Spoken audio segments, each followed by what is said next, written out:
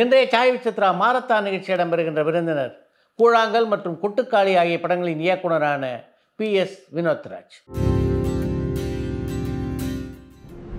பல உலக திரைப்பட விழாக்களில் கலந்து கொண்டு எண்ணற்ற விருதுகளை வாங்கி குவித்த கூழாங்கல் திரைப்படம்தான் PS வினோத்ராஜுக்கு முதல் படம். சின்ன கூதி உள்ள உன் பொண்டிச்சு இன்னைக்கு இறக்குறா இல்லைன்னு பாடுறா. எல்லாம் சொல்லிவிட்ட படம்னா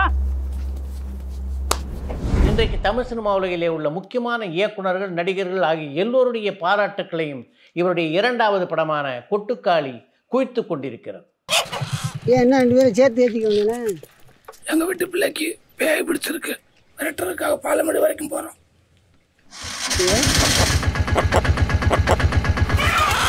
கூழாங்கல், கொட்டுக்காளி ஆகிய படங்கள் உருவான விதத்தை பற்றியும் அந்த படத்துடைய உருவாக்கத்திலே தனக்கு ஏற்பட்ட அனுபவங்களை பற்றியும் இந்த நேர்காணலிலே பகிர்ந்து கொண்டிருக்கிறார் PS வினோத்ராஜ்.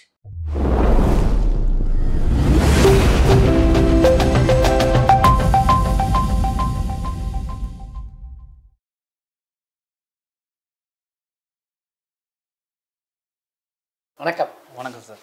உங்கள் மனசுக்குள்ள சினிமாவுக்கான பயணம் எங்கே தொடங்கிச்சு? திருப்பூருக்கு போகிறதுக்கு முன்னாடி மதுரையில் திருப்பூரில் தான் என்னோட ஒரு சிறு வயது காலம்லாம் இருந்துச்சு. அதுக்கு முன்னாடி நான் வந்து மதுரையில் ஒரு பூ மார்க்கெட்டில் வேலை செஞ்சுட்டு இருந்தேன். அப்பா தவறுனதுக்கப்புறம் சரி என்ன பண்ணுறது எதுனா படிப்புக்கு அனுப்பி சொல்லி அனுப்புகிற அளவுக்கு வசதி இல்லை. அம்மாவுக்கும் அந்த கை பொண்டாட்டி அது என்ன பண்ணுறதுன்னு தெரியலை. சரி ஆளாளுக்கு நாங்களும் அப்படியே மதுரையில் இருக்கனால அப்படியே சேர்க்கலாம் அப்படி வந்த மாதிரி பூ மார்க்கில் போய் படிப்புலாம் விட்டு பூ மார்க்கில் போய் மூடத்துக்கிறது அப்படின்னு போயிட்டு. எந்த வகுப்பில் பள்ளி படிப்பு நிறுத்தி? அப்பா அப்பா இறக்கும்போது 4ஆம் கிளாஸ் படிச்சுட்டு இருந்தேன்.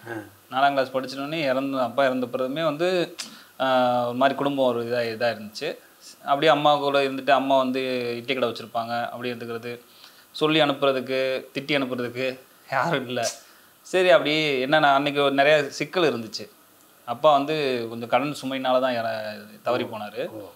அதெல்லாம் வந்து வேலை போட்டு இதானோடனையும் சரி யார் என்னென்ன வேலை கிடைக்குதோ அதுக்கு போகலாம் அப்படின்னோடனே நான் அப்படியே அங்கே நம்ம ஏரியா பசங்களோட சேர்ந்து அவங்க மார்க்கெட்டில் பூ மார்க்கெட்டில் போய் மூடத்துக்குவாங்க. ஒரு மூட்டைக்கு 5 ரூபா. அப்போது வந்து நம்ம மதுரை மீனாட்சி கோயில்கிட்ட இருக்கும் பூ மார்க்கெட்டு. அங்கேருந்து சிம்மக்கல் பஸ் ஸ்டாப்பில் போய் விட்டோம்னா மூடி தூக்கிட்டு போய் ஒரு 5 ரூபா. அதுக்கெல்லாம் எங்களை மாதிரி சின்ன பசங்க தான் இருப்பாங்க. அவங்களோட சேர்ந்து வேலை செஞ்சுக்கிட்டு எல்லாம் பண்ணிகிட்டு இருக்கும்போது ஷூட்டிங் அடிக்குறக்க மதுரை மீனாட்சி கோயிலை சுற்றி எடுத்துக்கிட்டே இருப்பாங்க. அதை போய் அப்படியே வேடிக்கை பார்க்க போய் நின்று அப்போ தான் மனசளவில் ஓகே சினிமா பார்க்கலாம் அப்படின்னு. மதுரையிலேருந்து அடுத்து உங்களுடைய பயணம் எங்கே இருந்தது? திருப்பூர் சார். திருப்பூர் மதுரையில் இருந்துகிட்டு இருந்தோம். இப்போ வந்து படித்தவங்க எல்லாருமே வந்து சென்னை நோக்கி வந்துக்கிட்டு இருந்த டைம் தானே, இப்போவும் அப்படி தான் இருக்குது. அந்த டைமில் அப்போ தான் அப்போ வேலையை நோக்கி போகிற பயணம்லாம் வந்து திருப்பூரை போய் தான் சேரும். அப்போ அப்படியே வண்டியாக கிளம்பி போவாங்க திருப்பூருக்கு. ஆமாம் சார். இப்போ தான் அங்கே மேன் பவர் கம்மியாயிருச்சு. இப்போ கொஞ்சம் மிஷினரி இருக்குது. அப்போ மேன் பவர் இருந்துச்சு. ஃபுல்லாக மேன் பவர் தான். அப்போ வந்து நிறைய பேர் திருப்பூர் நோக்கி படையெடுக்கும்போது இங்கே ரொம்ப சுமைகள் அதிகமாகிட்டே இருக்குது. சரி அங்கே குடும்பத்தோடு போய் அங்கே ஏதாவது வேலை பார்த்து பொழைச்சிக்கலாம் அப்படின்னு சொல்லிட்டு நானே என் தங்கச்சி, அக்கா, அம்மா, அண்ணன் குடும்பத்தோடயே போய் ஷிஃப்ட் ஆனோம். ஷிஃப்ட் ஆகி போய் தான் திருப்பூருக்கு போய் அங்கே சோலா கார்மெண்ட்ஸ்னு சொல்லிட்டு ஒரு கம்பெனி, அங்கே போய் நான் வேலைக்கு சேர்ந்து ஃபேமிலியாக அங்கே தான் அந்த கம்பெனியில் தான் வேலை செய்வோம். அப்போ எவ்வளோ சம்பளம்? அப்போ நான் வந்து நல்ல காசு சார். அந்த டைமில் திருப்பூருக்கு போய் மொத்த குடும்பம் வேலை செய்வோம். அப்போவே வாரத்துக்கு 1500 2000 அப்படி சம்பாதிக்கிற மாதிரி இருக்கும் வாரத்துக்கு. நான் சொல்கிறது ஒரு 20 வருஷத்துக்கு முன்னாடி. ஆனால் எல்லாரும் வேலை செய்யணும். அது ஒரு மாதிரி நல்லா இருந்துச்சு. அதுதான் எங்களுக்கு வந்து பணப்புழக்கமே வருது கைக்கு. ஸோ அப்படியே அங்கே இருந்துக்கிட்டே ஒரு 1.5 வருஷம் ஃபேமிலியாக அந்த கம்பெனியில் ஒரே கம்பெனியில் எல்லாருமே வேலை செஞ்சுக்கிட்டு ஃபேமிலியாக ஒரு வீடு எடுத்து அம்மா எல்லாம் தங்கிட்டு இருந்தோம். அம்மாவுக்கு வந்து கொஞ்சம் அது பிடிபடலை. எனக்கு நம்ம ஊர் நம்ம அது அங்கே போகணும் அப்படின்னு சொல்லிக்கிட்டே இருந்துச்சு. அதுக்கப்புறம் ஒரு கட்டத்துக்கு மீறி வந்து நம்மலாம் இங்கே இருக்க வேணாம். அப்போ தான் வந்து இங்கே மதுரையில் இருக்கிற பிரச்சனையை கொஞ்சம் கொஞ்சமாக திருப்பூரில் போய் வேலை செஞ்சு கொஞ்சம் கொஞ்சமாக சரி பண்ணிகிட்டு இருக்கோம். சரி பண்ணிகிட்டு இருக்கும்போதே வந்து அம்மா வந்து இல்லை இங்கே இருக்க வேணாம், இனிமேல் இருக்க வேணாம், அங்கே போயிடுவோன்னு அப்படி சில விஷயங்களும் அங்கே நடந்துச்சு. அதனால் அம்மாவுக்கு வந்து இப்போ இருக்க வேணாம் அப்படின்ற ஒரு மூடு வந்துச்சு. சரி போகலான்னு முடிவு பண்ணும்போது என்னால் அங்கேருந்து வர முடியல. ஏன்னா நான் எப்படி மாறிக்கிட்டே இருக்குது. மதுரையில் படிக்கும்போது படிச்சுட்ருக்கோம். அப்போது ஒரு சர்க்கிள் இருக்கும். அப்பா தோணுனதுக்கப்புறம் வேலைக்கு அது இதுன்னு போய் மதுரை லோக்கலில் அங்கிட்டு இருந்தால் ஃப்ரெண்ட்ஸ் எல்லாருமே இருப்பாங்க. திரும்பி அங்கேருந்து பிடுங்கி இன்னும் திருப்பூருக்கு போய் நெட்டாச்சு. அங்கேருந்து அப்போ தான் எனக்கு செம்ம திருப்பூரில் வந்து சார் 130 பசங்க கிட்டக்க ஒன்றா இருப்போம். கம்பெனியில் அவ்வளோ பேர் பசங்க மட்டும் அவ்வளோ வேலை வைப்பாங்க. இது போக பிள்ளை வேலை வைக்குங்க.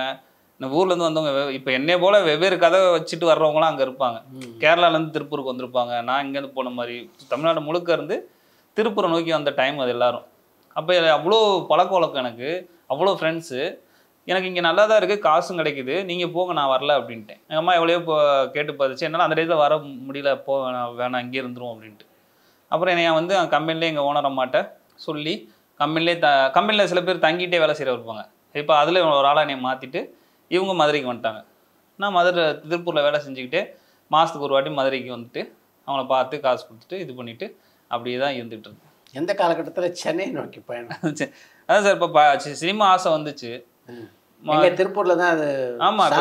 ஆமாம் சென்னை மதுரையில் இருக்கும்போது சினிமா ஆமாம் ஆசை வந்துருச்சு.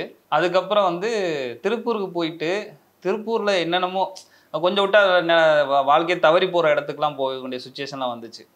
அப்போ என் கண்ணு முன்னாடியே என் கூட வேலை செய்கிற பசங்களோட லைஃபு பயங்கரமாக மாறி அவங்க ரொம்ப ஸ்ட்ரகிளுக்குள்ளே போனாங்க. அது வந்து எனக்கு பெரிய பயம் ஏற்படுத்திருச்சு, ரொம்ப பயம் ஏற்படுத்திருச்சு. அந்த டயத்தில் எதுமோ நான் நல்ல பழக்கம் நல்ல ஃப்ரெண்ட்ஸ் எல்லாம் என்கிட்ட இருந்தனால அவங்களாம் வந்து எனக்கு கொஞ்சம் எனக்கு கைட் பண்ணி என்னை வந்து இதெல்லாம் கொஞ்சம் இந்த ரூட்டில் போயிடாதா எச்சரிக்கை. ஆமாம் ஆமாம் அப்படின்னு. ஏன்னா ஈஸி சார் திருப்பூரில் வந்து எல்லா விதமாகவும் நம்ம எவ்வளோ பெரிய ஒரு இடத்துக்கும் போகலாம், எவ்வளோ மோசமான இடத்துக்கும் போகலாம். கையில் காசு இருக்கு, அறியாத வயசு. அப்போ வந்து பயம் வந்துச்சு, சரி இப்படியே ஆயிடக்கூடாது அப்படின்ட்டு. இப்போ என்ன பண்ணலான்னா சரி வேலை செஞ்சுட்டே படிக்கலாம் அப்படின்னு எனக்கு தெரிஞ்சுட்டு என்ன பண்ணிட்டேன், நான் சரி ஒரு ரேண்டமாக ஒரு ஸ்கூலுக்குள்ளே போயிட்டேன். ஸ்கூலுக்கு போயிட்டு நான் படிக்கணும்னு சொன்னேன். 4ஆம் கிளாஸ் நிப்பாட்டிட்டு நான் திரும்பி படிக்கணும்னு கேட்கும்போது என் வயசு வந்து 17, 18 சம்திங். அந்த டைத்தில் போய் நான் ரேண்டமாக ஒரு ஸ்கூலுக்குள்ளே போய் நான் படிக்கணும் அப்படின்னு கேட்டேன். அவங்க வந்து நீ ஏஜ் ஆயிடுச்சுப்பா, நீ படிக்கலாம் முடியாதுன்னு சொல்லி ஒரு டுட்டோரியல் காலேஜ் சொல்லி விட்டாங்க. இப்போ அங்கே போய் சேர்ந்து 8th 10th முடித்து வேலை செஞ்சுக்கிட்டே காலைல எழுந்திரிச்சு 6 மணிக்கு டுட்டோரியல் போயிடுவேன். ஒரு 8:30 9 மணிக்குள்ளே திரும்பி இங்கே வந்துடணும் ஃபஸ்ட்டு ஷிஃப்ட்டில் ஜாயின்ட் ஆகிறதுக்கு. அதுக்குள்ளே இங்கே வந்துட்டு இப்படி தான் ஒரு 3 வருஷம் அப்படின்ட்டு போயிட்டு 10th முடித்து கொஞ்ச நாள் திருப்பூரில் இருந்தேன். அங்கேருந்து கிளம்பக்கூடிய ஒரு சுச்சுவேஷன் ஏற்பட்டுச்சு. விட்டுருந்தா இப்போ அங்கே இன்னொரு ரொம்ப ரொம்ப ரொம்ப ரொம்ப மோசமான ஒரு இடத்துக்குள்ளே போய் மாட்டியிருப்பேன். அப்புறம் வந்து எங்கள் ஓனர் அம்மா எல்லாருமே வந்து எதுக்காக படித்த சினிமாலாம் போகணும் தானே சொல்லி படித்த, இதெல்லாம் உனக்கு வேண்டாம் நீ கிளம்பி போகணும்னு சொல்லி என்னை கிளப்பி விட்டாங்க. அப்படின்னு நான் மதுரைக்கு வந்து அங்கே வந்து அந்த ஒரு மாதிரியான ஒரு டிஸ்டர்பாகவே மதுரையில் தெரிஞ்சுக்கிட்டு இருந்தேன். 1.5 மாதம் மதுரையில் இருந்தேன். திருப்பூர்லேருந்து வந்து 1.5 மாதத்துக்கு அப்புறம் இனிமேல் மதுரையில் இருக்கணும் சென்னைக்கு போகலான்னு சொல்லிட்டு சென்னைக்கு வந்துட்டேன். 4வது வகுப்போடு நின்று இருந்த அந்த படிப்பை மீண்டும் தொடரணும் அப்படின்ற எண்ணம் எப்போ வினோதராஜுக்கு ஏற்பட்டது? அந்த ஃபீல்டுக்கு போகணும்னா ஏதோ ஒரு விஷயம் தேவைப்படுதுன்ற மட்டும் எனக்கு தெரிஞ்சிச்சு சார். அது மட்டும் எனக்கு வந்து நான் அதான் நான் ஏற்கனவே சொன்ன மாதிரி கூட இந்த ரெங்கசாமி என்ன ஒருத்தர் இருப்பார். அவர் வாரம் வர விகடன்னு இதெல்லாம் வாங்கி படிச்சுட்டு இருப்பார். அதில் படிக்க தான் நிறையா எழுத்தாளர்கள், டைரக்டர்ஸ் இவங்களெல்லாம் நான் தெரிஞ்சுக்கிறேன். அவங்களோட ஒரு மாதிரி ஒரு அகத்தை தேடி அவங்களோட ஏதோ ஒரு பர்சனல் லைஃப்பை தேடி போகும்போதெல்லாம் இது இவ்வளோ எக்ஸ்பீரியன்ஸ் இருக்குது. அவ்வளோ எக்ஸ்பீரியன்ஸையும் அவங்க ஸ்ட்ராங்காக சென்னையில் இருக்கிறதுக்கு அவங்க படிப்பு வந்து ரொம்ப ஹெல்ப் பண்ணியிருக்கு. அப்போ படித்தே ஆகணும், படிச்சுட்டு தான் அந்த சென்னைக்கு போகணுன்ற ஒரு எண்ணத்தில் அப்படியே கிடைச்சதை பண்ணிட்டேன். சென்னைக்கு எந்த நம்பிக்கையில் வந்தீங்க? யாருமே தெரியாது உங்களுக்கு சென்னையில் எப்படி? இல்லை சார் அது தெரியல. அங்கே மதுரையிலையும் இருக்க முடியல, திருப்பூருக்கும் போக முடியாது. என்ன பண்ணலாம் அப்படின்னா சரி ஒரு புதுசாக சென்னைக்கு போயிடுவோம், என்ன நடக்கும் பார்ப்போம்னு சொல்லிட்டு ஒரே ஒரு நம்பிக்கை இருந்துச்சு. ஒருத்தர் எங்கள் ஒரு அண்ணன் வந்து டிவிஎஸ் மெக்கானிக் மதுரையில், அவர் வந்து ஒரு இடத்த சொல்லி விட்டார். கிருஷ்ணவேணி தேட்டர் இருக்குல்ல சார் இப்போ டி நகரில், அப்போது அங்கே வந்து வெங்கடேஸ்வரா இன்ஜினியரிங் காலேஜோட பஸ் எல்லாம் வந்து அங்கே தான் நிற்கும். அந்த பஸ்ஸுக்கெலாம் வந்து நைட் போயிட்டு வந்து நைட் அங்கே நிற்கிற பஸ்ஸுக்கெலாம் க்ரீஸ் தடவுற வேலை. எல்லா டயர்லையும் வந்து க்ரீஸ் இருக்கா என்ன ஏது அப்படின்னு செக் பண்ணி க்ரீஸ் போடுற வேலை. அதை தான் கொஞ்ச நாள் வந்து பார்த்துட்டு இருந்தேன். அதுக்கப்புறம் தான் அப்படியே அங்கேருந்து ஸ்டார்ட் ஆயிடுச்சு. அங்கேருந்து தான் இந்த விசிடி விற்கிற கடைக்கு. ஆமாம் இப்போ நான் வந்து அங்கே இருந்துக்கிட்டே பண்ணிக்கிட்டே இருந்தேன். தேட்டரில் தான் தங்கியிருப்பேன், கிருஷ்ணகிரி தேட்டரில் தான் தங்கியிருப்பேன், அந்த பஸ்ஸில் தான் தூங்குவேன். அப்போ வந்து எனக்கு கொஞ்ச நாளைக்கு மேலே எனக்கு ஒரு மாதிரி எனக்கு ஏதோ எனக்கு இங்கே வந்து என்ன பண்ணிகிட்டு இருக்கோன்ற ஒரு பயம் வந்துருச்சு. அப்போ வந்து நான் இங்கே வாய்ப்பும் தேடிக்கிட்டே இந்த காவேரி கார்னர், இந்த சினிமா ஆட்கள்லாம் எங்கே இருப்பாங்க அப்படின்னு தெரிஞ்சு இந்த காவேரி கார்னர் இதெல்லாம் வந்து நிற்கும் போது எல்லாம் பண்ணும்போது ஆஃபீஸில் அசிஸ்டன்ட் வாய்ப்பு நான் வந்து சினிமாட்டோகிராஃபர் ஆகணும்னு சொல்லி வந்தேன். சினிமாட்டோகிராஃபர் அப்படி இப்படின்னு தான் தேடிக்கிட்டு இருந்தேன். அதுக்கு ஒரு என்னென்ன பண்ணலான்ட்டு சினிமாவோட கான்டென்ட் கிடைக்கிறதுக்கு ஒரு பிரச்சனை இருந்துகிட்டே இருந்துச்சு. அப்போ தான் வந்து நான் இன்னொரு தகவல் வந்துச்சு, நீ சினிமாட்டோகிராஃபராக இருக்கலாம், நிறைய டேர்ம் அந்த இது வேர்டெல்லாம் அவங்களுக்கு நிறையா தெரியணும், படிச்சிருக்கணும், டெக்னிக்கலாக அவ்வளோ தெரியணும்னு. அப்போ என்ன பண்ணுறது, சினிமாவில் தான் இருந்தாகணும் அப்படின்னு சொல்லி டைரக்ஷன் எடுத்துக்கலாம் அப்படின்னு சொல்லிட்டு டைரக்ஷன் எடுத்துக்கிட்டேன். அப்புறம் தான் வந்து சினிமாவோட ஆட்களோட புழக்கம் எங்கே அதிகமாக இருக்குது அப்படின்னு பார்த்து, அப்போ ஒரு ஆஃபீஸ் போய் வாய்ப்பு கேட்டோம்னா நம்ம உள்ளே கூட பார்க்க முடியாது யாரையும். அப்போ என்ன பண்ணலாம், இந்த ஆஃபீஸ்க்குள்ளேருந்து நம்ம போய் யாரையும் டேரக்டர் நேரடியாக பார்க்க முடியாது. இப்போ அவங்களோட தேவை என்னவா இருக்குது அப்படின்னு பார்த்தா டிவிடி அப்போ பயங்கர பூம் ஆகிட்டு இருந்துச்சு. ஸோ டிவிடி ஷாப்பில் போய் வேலை கேட்போம். டிவிடி ஷாப்பில் போய் வேலை கேட்டு அப்போ தான் டிவிடி ஷாப் உள்ளோம். எங்கே இருந்தது அந்த DVD shop? First DVD shop வந்து சிட்டி சென்டர், மயிலாப்பூர், அந்த அது ராமபுரம் இது சிட்டி சென்ட்ரு பீச்சு கிட்டே இருக்கும்ல, அது அங்கே நான் டிவிடி ஷாப்பில் போய் வேலை கேட்டோடனே அவருக்கு ஷாப் ஓனர் பேர் ரவி அண்ணன், அவரை போய் கேட்டோடனே சரின்னு சிட்டி சென்டரில் போட்டார். அங்கே ஒரு 1.25 வருஷம் இருந்தேன். அங்கே இருந்தால் எனக்கு ஆர்டிஸ்ட் எல்லாருமே டிவிடி வாங்க வர்றாங்க, டேரக்டர் ரொம்ப ரேராக தான் வர்றாங்க எனக்கு. சரி, ஆனால் இருந்தாலும் ஏதோ ஒரு படம் பார்க்குறோம், நான் ஒரு மாதிரி சினிமாக்குள்ளே இருக்கோன்ற ஒரு இதில் மாயத்தில் அப்படியே ஒரு 1.5 வருஷம் ஓடிடுச்சு. படம் பார்க்குறதுன்னா அந்த டிவிடியில் பார்க்க? ஆமாம், அங்கே டிவி இருக்கும், டெய்லி 3 படம் பார்த்துக்கிட்டே இருப்பேன். ஏதாவது என்ன மாதிரியான படம் அப்போ பார்ப்பீங்க? அப்போ ஸ்டார்ட் அப் வந்து நம்ம தமிழ் படம், இந்த தெலுங்கு படம், இந்த மாதிரி மலையாளத்தில் வந்த முக்கியமான படங்கள் அப்படின்னு தான் ஸ்டார்ட் அப் அப்படி தான் இருந்துச்சு. சில டேரக்டர் சொல்லியிருப்பாங்க நம்ம உள்ளுக்குள்ளே இருக்கவங்கள அப்படின்ட்டு. அவங்கள பார்க்குறதுக்கு நம்மளுக்கு வந்து அவங்கள அணுகிறதுக்கான போதுமான இது இருந்திருக்காது. அந்த படம் பார்த்தோன்னே நம்ம ஸ்கிப் பண்ணிட்டு போயிருப்போம். வேறு நம்ம தமிழ் படம் யூஸ்வலாக பார்க்குற படங்கள்லாம் பார்த்துட்டு இருந்தேன். கொஞ்ச நாள் கழிச்சு தான் எனக்கு வெவ்வேறு படங்கள் அறிமுகமாச்சு. அப்புறம் சிட்டி சென்டரில் இருந்துகிட்டு இருக்கும்போது எனக்கு பழக்க வழக்கம் பத்தலை, நம்ம இன்னும் சினிமாவோட ஆட்களோட என்ன நெருங்கி பழக முடிய மாட்டேங்குது அப்படின்ட்டு எங்கள் ஓனர்கிட்ட போய் வந்து எனக்கு கோடம்பாக்கத்தில் விருகம்பாக்கத்தில் ஒரு கடை இருந்துச்சு, எனக்கு அங்கே போட்டுருங்க, எனக்கு அங்கே தான் சினிமா ஆட்கள் அதிகமாக இருக்காங்க அப்படின்னு கேட்டு அவர்கிட்ட சொன்னேன். சரி அப்படின்னு போய் அங்கே எனக்கு வேலை. அப்போ தான் வந்து இந்த சந்திரா மெட்ரோ மாலுக்குள்ளே ஒரு டிவிடி ஷாப் இருக்கும். அதுக்குள்ளே எனக்கு வந்து அங்கே போனோடனே அப்படியே டெய்லி நிறைய டேரக்டரை பார்ப்பேன், ரெசியூம் எடுத்து வச்சுக்கிடுவேன், டிவிடி வாங்க வரவங்ககிட்ட ரெசியூம் கொடுப்பேன். அப்படியே தான் எனக்கு பழக்கம் கொஞ்சம் கொஞ்சமாக இதாச்சு. என்ன மாதிரியான படங்களை ஆரம்ப கட்டத்தில் நீங்கள் பார்த்தீங்க? கொஞ்ச நாளுக்கு அப்புறமே எனக்கு வந்து நான் இங்கே சிட்டி சென்டர்லேருந்து விருகம்பாக்கம் டிவிடி ஷாப்புக்கு மாறினோன்னே எனக்கு நிறைய படங்களை டேரக்டர்ஸ் வந்து கேட்குறது, அவங்க டேரக்டரோட பெரிய டேரக்டரோட அசிஸ்டன்ஸ் வந்து கேட்குறது, இதெல்லாம் வந்து போகும்போது ஏன் பர்டிகுலராக இதை கேட்குறாங்க, இந்த மாதிரியான படங்களை கேட்குறாங்க அப்படின்னு அவங்க கேட்குற படங்கள்லாம் பார்க்க ஆரம்பித்தேன். பார்க்க ஆரம்பிச்சா எனக்கு முதல் அந்த படத்துக்குள்ளே உள்ளே போக கஷ்டமாக இருந்துச்சு. அப்புறம் பார்த்தா அது ஏதோ நம்ம வேறு மாதிரியான ஒரு தாட் ப்ராசஸ், வேறு மாதிரியான ஒரு வேர்ல்டுக்குள்ளே கூட்டி போச்சு. எனக்கு அப்புறம் சப்டைட்டிலும் இப்போவுமே சப்டைட்டில் படிக்க தெரியாது, ரொம்ப கம்மியாக தான் இது பண்ணுவேன். அப்போ சுத்தமாக தெரியாது. அப்போ வந்து எனக்கு விசுவலாக வந்து ஒரு கனெக்ட் பண்ணிக்கிற படங்களை இப்போ சப்டைட்டில் பார்க்க மாட்டேன், விசுவலாக கனெக்ட் பண்ணிக்கிற படங்களை மட்டுமே பார்த்துக்கிட்டே இருந்தேன். அதில் தான் நிறைய டேரக்டர்ஸு, நிறையா உலக சினிமாக்கள் தான் அறிமுகமாச்சு. அப்படி உங்களை பிரமிக்க வைத்த முதல் படம் எது? என்ன எல்லாரும் சொல்கிற மாதிரி நிறைய படங்கள் இருக்குது எனக்கு. ஃபஸ்ட்டு நான் எப்படி ஸ்டார்ட் பண்ணேன்னா, த கிட் அப்படின்னு சொல்லிட்டு சார்லி சாப்ளினோட ஒரு படம் இருக்குது.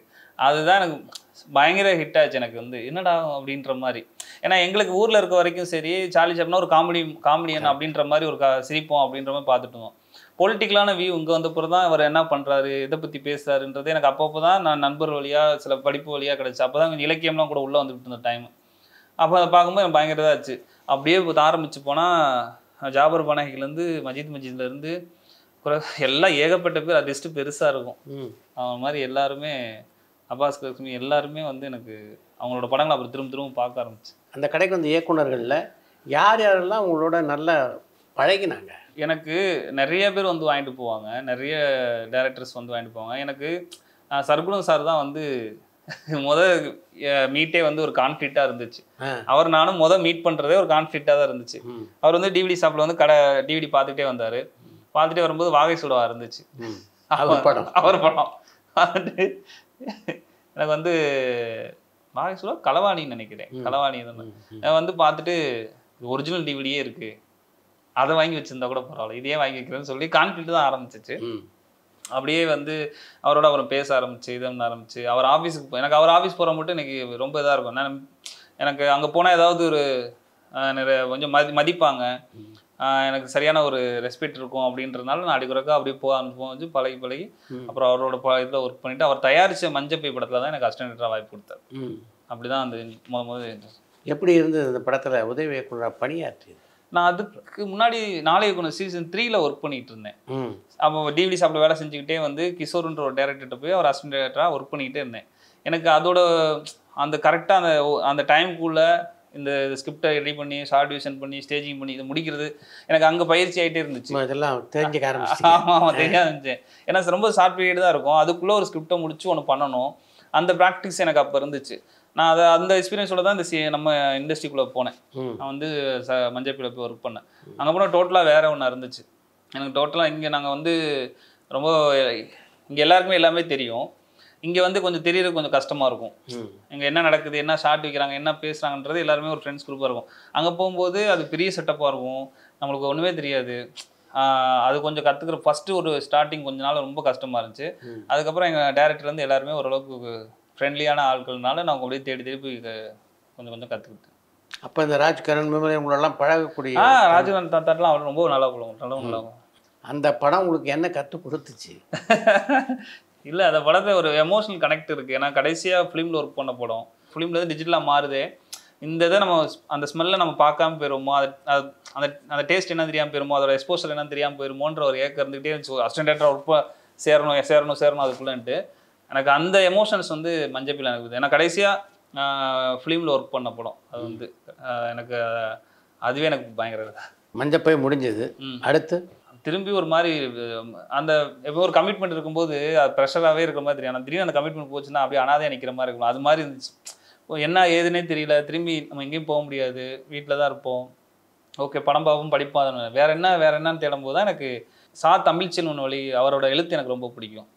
அவரோட எழுத்து படிச்சுட்டு இருக்கும்போது முருகபதி ஐயாவோட நாடகம் வந்து இங்கே வந்து ஸ்பேசஸ்ன்னு சொல்லிட்டு பெஸ் நகரில் இருக்குது, அங்கே போட்டாங்க. அப்போ போய் சும்மா போய் பார்க்க போயிருந்தேன். அந்த நாடகம் பயங்கரமாக பிடிச்சி போச்சு. கிட்டத்தட்ட 2 மணி நேரம் நடக்குது, டைலாக்ல எதுவுமே இல்லை, உடல் மொழியாகவே வந்து நிறைய விஷயத்தை கம்யூனிகேட் பண்ணுறாங்க. அது எனக்கு அந்த இமேஜஸ்லாம் எனக்கு சரியாக ரொம்ப பிடிச்சி போச்சு. நான் அப்போ அவங்களோட சேர்ந்து நான் வந்து உங்களோட அசிஸ்டண்டாக சேர்ந்துக்கிட்டேன்னு சொல்லி பயணிக்க ஆரம்பித்தேன். அந்த ட்ராவல் வந்து எனக்கு ஒரு 3.5 வருஷம் போச்சு. 3 வருஷம் 3 வருஷம் போச்சு. ஒரு 3 பிளேயில் ஒர்க் பண்ணேன் அசிஸ்டன்ட் டைரக்டராக. நாடகம் கதை எழுதுவார், கதை எழுதிட்டு அந்த நாடகத்துக்கு வந்து ப்ராப்ஸ் எல்லாம் நாங்களே தயார் பண்ணுவோம். முகமூடி, அதில் ஒரு நிறையா ஆர்ட் பொருட்கள்லாம் எல்லாம் வந்து நாங்களே பொருட்கள் எல்லாத்தையும் நாங்களே இது பண்ணுவோம். அதுக்கப்புறம் அந்த கதாபாத்திரத்துக்கு தேவையான ஆட்களை சூஸ் பண்ணுவோம். அவங்களாம் வெவ்வேறு ஊரில் இருப்பாங்க, அவங்கள போய் ட்ராவல் பண்ணி அவங்கள போய் பார்த்து அந்த கதாபாத்திரம் சொல்லிட்டு வருவோம். இப்படி எல்லாரும் குழுவும் ஆவாங்க, ரிஹர்சல் நடக்கும். பயங்கரமான ப்ராசஸாக இருந்துச்சு. எனக்கு நிறைய லேர்ன் பண்ணுற மாதிரி இருந்துச்சு. அப்போ அவங்களோட 3 பிளே ஒர்க் பண்ணேன். குகை மரவாசிகள், மிருகபூசணம், நீர் நாடோடிகள் அப்படின்னு சொல்லிட்டு அந்த பிளே ஒர்க் பண்ண எனக்கு ஒரு மாதிரி எனக்கு இந்த இதை எப்படியாவது ஃபிலிமில் பண்ணி பார்க்கணுன்ற ஒரு ஆசை வந்துச்சு. சினிமாவில் இது மாதிரி ஏதோ ஒன்று பண்ணி பார்க்கணும். அப்போ ஒரு ஷார்ட் ஃபிலிம் எடுத்தேன். ஷார்ட் ஃபிலிம் ஓரளவுக்கு நல்லா பேசப்பட்டுச்சு.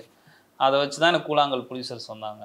அப்படியே இவ்வளோ பேர் என்ன ஷார்ட் ஃபிலிம்? சப்வேன்னு சொல்லிட்டு ஒரு ஷார்ட் ஃபிலிம். அந்த இது ரொம்ப மோசமான காலகட்டம் தான். ஏதோ ஒரு வகையில் எங்கேஜிங்காக நாங்கள் மாற்றிக்கிடுவோம். சாப்பிடாத மண்டபமே இருக்காது. கல்யாணமே இருக்காது.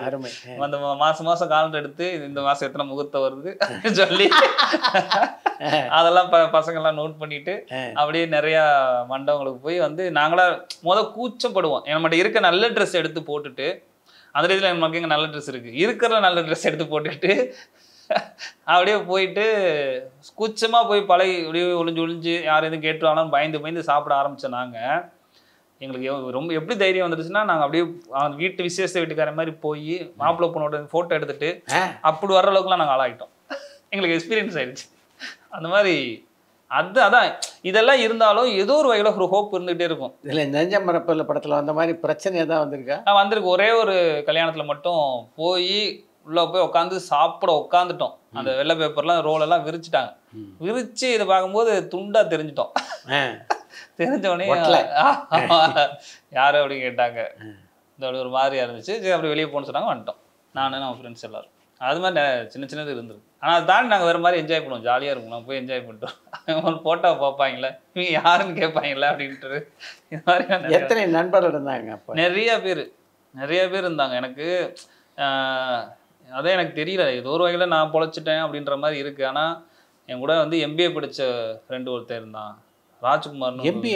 MBA படிச்சுட்டு அசிஸ்டன்ட் டைரக்டராக தேடிட்டு இருந்த ஒருத்தன் தான், ராஜ்குமார்னு இருந்தாங்க. தினேஷ், ஏகப்பட்ட பேர். இன்னும் அதான் எல்லாரோட கனவு சினிமா. கிட்டத்தட்ட நாங்கள் ஒரு 11 பேர் 12 பேர் இருப்போம். எல்லாரோட கனவு சினிமா. அப்போ வந்து எனக்கு தெரிஞ்சு பொழைச்சது ஏதோ இங்கே சர்வே ஆகிட்டு இருக்க நான் ஒருத்தன் தான் நினைக்கிறேன். அதுதான் எனக்கு ஒவ்வொரு அவங்களுக்கு பாவம் ஃபேமிலி நெருக்கடி வந்துடும். இப்போ அந்த படிச்சுட்டு இருந்தனால சரி போய் 2 வருஷம் ஃபாரினில் போய் ஒர்க் பண்ணிவிட்டு அப்புறம் சினிமாவுக்கு வரலான்னு சொல்லிட்டு போவாங்க. அப்படியே அந்த ஃபாரினில் அந்த போய் அங்கேயே வேலை செஞ்சு இதாகி இங்கே குடும்பத்து கஷ்டத்தெல்லாம் சரியானாலும் திரும்பி இங்கே வர முடியாத அளவுக்கு அங்கேயே மாட்டிக்கிடுவாங்க. இப்படி ஒவ்வொருத்தவங்களுக்கும் ஒரு கதை இருக்குது. அப்போ எனக்கு அந்த ஆஃபர் வந்துச்சு. ஒரு 2 வருஷம் போய் ஃபாரினில் போய் ஒர்க் பண்ணிவிட்டு அப்படின்னு நிறைய லேர்ன் பண்ணிவிட்டு அப்படியே சினிமாவுக்கு வரலாம், ஃபேமிலியோட சுச்சுவேஷனும் கொஞ்சம் சரியாயிரும் அப்படின்ட்டு. ஆனால் எனக்கு என்னமோ தெரில, போகணுன்னு தோணல. ஒரு மாதிரி சென்னையில் ஒரு கொஞ்ச நாள் இல்லைனாலே பயந்துருவேன், ஐயோ என்னமோ அப்படின்ட்டு. ஆனால் எனக்கு டெய்லி சென்னையில் இருந்துட்டு ஏதோ ஒரு விஷயத்தை லேர்ன் பண்ணிகிட்டே இருக்க தான் எனக்கு பிடிச்சிருந்துச்சு அந்த இது. அந்த 11 பேரை அதுக்கப்புறம் எப்போது பார்த்தீங்களா? பார்த்துறோம், ஃபோனில் பேசுகிறோம், பார்க்குறோம், எல்லாம் பண்ணுறோம். ஆளாளுக்கு ஒரு திசையில் இருக்காங்க. ஏதோ நீ மட்டும் தப்பிச்சிட்டடா அப்படின்னு சொல்லுவாங்க. எனக்கு அதெல்லாம் அவங்களுக்கு வேறு ஃபீல்டுக்கு போயிடுவாங்க, ஏதோ எக்கனாமிக்லாம் சரியாயிருவாங்க. ஆனால் இது எல்லோரும் ஒன்றா சேர்ந்து அவனுக்குள்ள ஒரு தாட் வந்து பண்ணதில்லை. அது ஒரு மாதிரி இதே பண்ணிகிட்டு இருக்கோம். அதான் இப்போ நான் பேசிகிட்டு தான் இருக்கோம். என்ன பேசிகிட்டு இருக்கோம்னா, இன்றைக்கி அதெல்லாம் இல்லை, நீ எங்கேருந்து வேணால் எதை வேணால் பண்ணலாம், எக்கனாமிக்லாம் சரியாகிட்டே இல்லை, அப்போ நீ நீயே ஒரு சின்னதாக கூட ட்ரை பண்ணலாம் அப்படின்ற ஹோப் இப்போ எல்லாத்துக்குமே திரும்ப வந்துருக்கு. எந்த காலகட்டத்தில் நம்ம ஒரு படத்தை இயக்கலாம் அப்படின்னு முடிவு பண்ணீங்க? எனக்கு அதான் ஏற்கனவே சொன்ன மாதிரி டிஜிட்டல் வந்ததை கொஞ்சம் கரெக்டாக அனலைஸ் பண்ணல, அது எதாவது லேர்ன் பண்ணால் போயிருந்தேன்னா மாட்டின்ருப்பேன். ஏன்னா நான் ஒர்க் பண்ணதெல்லாம் ரொம்ப ப்ரொஃபஷனலாக ஒரு 10 வருஷம் 15 வருஷம் ஒரு அசிஸ்டன்ட் டைரக்டராக ஒரு அசோசியேட் டைரக்டராக கோ டைரக்டராக ஒர்க் பண்ணுறவங்கள்ட்ட நான் சேர்ந்து பயணிச்சுட்டு வர்றேன். அப்போ இந்த எரா வருது, டிஜிட்டல் வருது. அங்கே டக்குன்னு நம்ம ஆட்கள் வேறு ஃபீல்ட்லேருந்து டப்புன்னு படம் எடுப்பாங்கல்ல, இது ரெண்டுக்கு நடுவில் நான் மாட்டிக்கிட்டேன். எனக்கு இதை எடுத்துக்கிறதா இங்கேருந்து இப்படி ஒன்று மாறுதே, இதை நம்ம எப்படி தெரிய போகிறோம், ஏற்கனவே சும்மாவே படிக்கலை, இது எப்படி இவ்வளோ டெக்னாலஜிலாம் வருது, இதை எப்படி அண்டர்ஸ்டாண்ட் பண்ணிக்க போகிறோன்ற ஒரு பயம் இருந்துக்கிட்டே இருந்துச்சு. ஆனால் ஒரு கொஞ்சம் கவனித்து கொஞ்சம் இப்படி ஒன்று வருது, அதை கவனிக்காமல் இருக்கக்கூடாது அப்படின்ட்டு அப்படி பண்ணனால நிறையா ஒரு ஸ்கிரிப்ட் வேறு ஒரு ஸ்கிரிப்ட் எழுதி வச்சுட்டு நான் ட்ரை பண்ணிக்கிட்டு இருந்தேன். அந்த டயத்தில் தான் எனக்கு வாய்ப்பே கிடைக்காம சுற்றிட்டு இருந்த டைம். புடிசரை தேடி புரியுது பார்த்துக்கிட்டே இருந்தேன். இப்போ அந்த படம் எடுக்கிறதுக்கு நான் எழுதி வச்சிருக்க கதை எடுக்கிறதுக்கு இங்கே சோகால்டு என்னென்ன பட்ஜெட்டு என்ன மாதிரி இதில் செட்டப் இருக்கோ அது மாதிரி பண்ணணும் அப்படின்ட்டு. அப்போ தான் இந்த டிஜிட்டல் வேர்ல்டை நான் கொஞ்சம் அண்டர்ஸ்டாண்ட் பண்ணிக்கிறேன். இண்டிபெண்டன்ட் ஃபிலிம் மேக்கிங்கை படிக்க ஆரம்பிக்கிறேன். நம்ம உலகம் முழுக்க இருக்க டேரக்டர்ஸ்லாம் என்னென்ன ஒர்க் பண்ணியிருக்காங்கன்னு தெரிய ஆரம்பிக்குது எனக்கு. அப்போ வரும்போது எனக்கு ஒரு இன்சிடென்ட் நடந்துச்சு. இந்த இன்சிடெண்ட்டை நம்மளோட ஃப்ரெண்ட்ஸ் டீமை வச்சு இந்த படத்தை நம்ம எடுத்து முடிச்சிடலாம்ல. அவன் நெருக்கடி தான் தள்ளப்பட்டுச்சு. இப்போ என்னால் இது பண்ணவே முடியாது, ஒரு சின்ன ஓட்டை இருக்குது அதில் மட்டும் நீ மூச்சு விட்டுக்கோன்றாங்க. நான் அதில் தான் போய் மூச்சு விட்டாகணும். நான் அதனால தான் நான் நெருக்கடிக்கு நான் தள்ளப்பட்டனால இதுக்கு வந்தேன். எனக்கு இது இப்போ ரொம்ப பெரிய கிஃப்டாக ஒரு மாதிரி ஒரு கொடுப்பனையாக மாறிடுச்சு. என்ன மாதிரியான நெருக்கடி இது? இல்லை, நம்ம எதுவுமே பண்ண முடியாது. நான் எப்படி ப்ரூவ் பண்ண முடியும்? நான் இந்த சைடும் இல்லை இந்த சைடும் இல்லை. நான் படித்து ஒரு இன்ஜினியராகவோ இல்லை வேறு ஐடியிலே இருந்துட்டோ எல்லா எக்கனாமிக்கலாகவும் நம்ம கொஞ்சம் சரியாகி எல்லாத்தையும் நான் பண்ணிவிட்டு ஈஸியாக போய் நான் ஒரு ஷார்ட் ஃபிலிம் எடுக்கணும்னு நினச்சா நானே சொந்தமாக செலவழித்து எடுக்கிற லெவலில் அந்த சைடும் இல்லை. நான் இங்கே ஒரு 15 வருஷம் ஒர்க் பண்ணேன், அசோசியேட் கோ டைரக்டர் மாதிரியான அந்த எக்ஸ்பீரியன்ஸ் இல்லை, 2 நடுவுலையும் மாட்டிகிட்டு இருக்கேன். இப்போ இதுக்கெல்லாம் நம்ம என்னடா பண்ணலாம் அப்படின்னு யோசிக்கும் போது தான் சரி நம்ம இதை அண்டர்ஸ்டாண்ட் பண்ணிவிட்டு நம்மகிட்ட இருக்க கண்டென்ட்டை அது வழியாக கொண்டு வருவோம்னு சொல்லி நண்பர்களை மூலம் தயார்படுத்தினேன். ரொம்ப குறுகிய பட்ஜெட்டில் ஒரு படம் பண்ண போகிறோம் அப்படின்னா முதல்ல நண்பர்களை மூலம் தயார்படுத்தினேன். அவங்களோட ஒத்துழைப்போடு தான் அது நடந்துச்சு. எந்தெந்த நண்பர்கள்லாம் உதவ முன் வந்தாங்க? இல்லை, இப்போ என்னோட சினிமாட்டோகிராஃபர் விக்னேஷ் கும்பலே பார்த்திபன்னு சொல்லிட்டு அவங்க ஏற்கனவே 4 வருஷம் எனக்கு ஃப்ரெண்டு, ட்ராமாவில் இருக்கும்போது ஃப்ரெண்டு. அப்போ அவங்கள கூப்பிட்டு ட்ராமாவோட மூடு அவங்ககிட்ட இருக்குது, ஒரு ஸ்டேஜிங்கோட மூடு அவங்ககிட்ட இருக்குன்னு சொல்லி அவங்ககிட்ட போய் சொன்னதே தான், நம்ம எல்லாத்துக்கும் அவங்களுக்கெல்லாம் சென்ஸ் இருக்குது, நான் சொல்கிற ஷார்ட்டை நீங்கள் இன்னும் சூப்பராக எடுத்து வந்துடுவீங்க, ஆனால் உங்களுக்கு கொடுக்குறதுக்கான எதுவுமே என்கிட்ட கிடையாது, நம்ம எல்லாரும் கான்ட்ரிபியூட் பண்ணி ஒரு படம் பண்ணுவோமான்னு கேட்டு தான் கேமராமேனை கொண்டாந்தது, சிங் சவுண்ட் பண்ணுறவங்களை கொண்டாந்தது, எல்லாரையுமே நடித்ததுலேருந்து எல்லாருமே அப்படி கான்ட்ரிபியூட் பண்ண வச்சு தான் அந்த படம் எடுத்தோம். எல்லாரும் ஒரு ஆள் 2 ஆள் கிடையாது, அதில் பயணித்த ஒரு உதவி இயக்குனர்லேருந்து நடித்தவங்கலேருந்து யாருக்கும் காசு கிடையாது. ஆமாம், எல்லாரும் சேர்ந்து வாங்க கான்ட்ரிபியூட் பண்ணுவோம், எல்லாரும் சேர்ந்து ஒரு படம் பண்ணுவோம், ஒரு தவ மாதிரி. ஆமாம் அப்படின்னும் அந்த டயத்தில் வேற ஆப்ஷன் எங்களுக்கு இல்லை. நாங்கள் போய் ஆவியை செலுத்தி வேலை செய்ய வேண்டிய சூழல் இருந்துச்சு, பண்ணிட்டோம். இவங்கெல்லாம் காசு கேட்கலன்னா கூட ஒரு நியாயமான செலவு அப்படின்றது இந்த படத்தை உருவாக்குறதுக்கு. ஆமாம் அது எவ்வளோ செலவு அப்படின்னு முதல்லயே பட்ஜெட் போட்டிங்களா? நான் ரொம்ப கரெக்டான விஷயம் தான் பட்ஜெட் போட்டோம், அதை விட ஒரு 50,000 ரூபா கம்மியாகவே முடிச்சிட்டோம். அப்படியா? எவ்வளோ பட்ஜெட் போட்டிங்க, எவ்வளோ முடிச்சிங்க? இல்லை, அது ஷூட்டிங்ஸில் முடியுமே. நான் ஏற்கனவே சொன்ன மாதிரி அதுக்கப்புறம் வந்து கொஞ்சம் ஆச்சு. அதுக்கு இந்த படத்தை ஷூட் முடிச்சு இந்த நம்ம கணேசிவா எடிட்டர், கூழாங்கல் எடிட்டர் தான், கொட்டிக்கல் எடிட்டர் தான் அதுக்கும் கூழாங்கலுக்கும். இப்போ அவர் எனக்கு பயங்கர ஹெல்ப்பாக இருந்தார். இப்போ நான் இந்த படத்தை ஷூட் முடிச்சுட்டு அவரை வச்சு எடிட் பண்ணிவிட்டு இந்த ஃபுட்டேஜை காட்டி நம்ம வந்து போஸ்ட் ஒர்க்குக்கு காசு வாங்கிக்கலாம் அப்படின்ற மைண்ட் செட்டில் தான் இருந்தது. இப்போ ஷூட்டிங்கோட எக்ஸ்பென்ஸ் மட்டும் எனக்கு 9.5 லட்ச ரூபா ஆச்சு. அதுக்கு வந்து சப்போர்ட் பண்ணது வந்து லேர்ன் அண்ட் டீச்சுன்னு சொல்லிட்டு என்னோட சப்வே ஷார்ட் ஃபிலிம் பார்த்துட்டு அவங்க தான் வந்து நீ இப்படி ஒரு படம் எடுக்கணும்னு நினைக்கிறியா, சரி நான் ஒரு 10 லட்ச ரூபா தரேன், நீ படம் எடு அருமை அப்படின்னு சொல்லி தான் எடுத்தாங்க. அதில் நான் 9 லட்சத்துலேயும் முடிச்சு இப்படி ஒரு படத்தை எடுக்கணும்னு எப்படி ஒரு எண்ணம் உங்களுக்கு பிறந்தது? வேற என்ன பண்ணுறது, ஏதாவது ஒன்று பண்ணி ஆகணும்ல. இல்லை, அந்த சப்ஜெக்ட்டு உங்களுடைய சிஸ்டர் லைஃப்பில் நடந்த ஒரு சார்ந்த ஒரு விஷயம், அதை வந்து ஒரு அழகாக நீங்கள் படமாக்கியிருக்கீங்க. பட் அந்த லேண்ட்ஸ்கேப், அதை படமாக்கியிருந்த விதம், அந்த கேமரா கோணங்கள் எங்கே இருந்து? அது நான் ரொம்ப அதான் எனக்கு இப்போ நான் பேசும்போதே உங்களுக்கு தெரியும், நான் வந்து எனக்கு என்னோட ஒரிஜினல் இதுதான், நான் இப்படி தான் இது பண்ணுவேன் எனக்கு. ஆனால் இந்த சென்ஸ் எல்லாம் கொடுத்தது வந்து நான் 2 விஷயத்த சொல்லுவேன். நல்ல சினிமா, இலக்கியம், நாடகம். அந்த ப்ளே தான் எனக்கு வந்து ஒரு கதாபாத்திரத்துக்கு முன்னாடி என்வரான்மெண்ட் என்னவா இருக்குது, அதோட அகப்புற சூழல் என்னவா இருக்குது, அவன் என்ன மாதிரியான இதில் இன்ஜெக்ட் பண்ணப்பட்டிருக்கான், அவனுக்கு எதெல்லாம் சொல்லி கொடுக்கப்பட்டிருக்கு, அவன் அந்த நிலம் அவங்க எந்த நிலத்தில் வாழ்கிறான், அதோட வெதர் கண்டிஷன் என்னன்ற வரைக்கும் எனக்கு நாடகத்து வழியாக எனக்கு சில ஒரு விஷயம் தெரிஞ்சிச்சு. அதை தான் நான் சினிமாவில் அப்ளை பண்ணேன். இவ்வளோ நாடகத்தை இவ்வளோ ரிசர்ச் பண்ணி ஒரு கேரக்டர் பேசுகிற ஒரு டைலாக் பின்னாடி இவ்வளோ இருக்குல்ல லைஃபு, அப்போ இதை நம்ம சினிமாவில் பண்ணலாம்னு சொல்லி தான் நான் பண்ணேன். கூழாங்கல் படத்தை இயக்கியது மதுரையில் பூமூட்டையை சுமந்து கொண்டிருந்த ஒரு இளைஞன் அப்படின்னு சொன்னால் யாராலையும் நம்ப முடியாது. எப்படி அப்படி ஒரு மேக்கிங்? தெரியல எனக்கு. நான் இப்போ சொல்கிறது சரியாக தவறான, எனக்கு ஒரு படத்தை கண்ணை மூடி பார்த்தா அந்த படத்தோட கதை தெரியக்கூடாது, புரியக்கூடாது. ஒரு படத்தை நான் வந்து ஆடியோ மட்டும் கேட்டோம்னா அந்த கதை புரியக்கூடாது. என் சத்தியமாக அது வந்து கன்வேவே ஆகக்கூடாது. அருமை. எனக்கு விஷுவலாக கண்ணை திறந்து அதை பார்த்து திரைமொழி இல்லாமல் இருக்கக்கூடாது. அது எனக்கு வந்து அப்படி தான் நான் பார்த்த சினிமாக்கள் நான் இப்படி தான் எனக்கு இதாக இருக்குது. ஏன்னா மொழி தெரியாது, சப்டைட்டில் படிக்க தெரியாது. ஆனால் நான் ஒரு படம் பார்க்குறேன், எனக்கு விஷுவலாக அவ்வளோ அழுக வைக்குது, எனக்கு அவ்வளோ போட்டு இது டிஸ்டர்ப் பண்ணுது. அப்போ இதை தான் நம்ம பண்ணணும்னு நினச்சேன். பெருசாலாம் எதுவும் இல்லை, எனக்கு இது அப்படி பண்ணணும் அப்படின்றது தான்.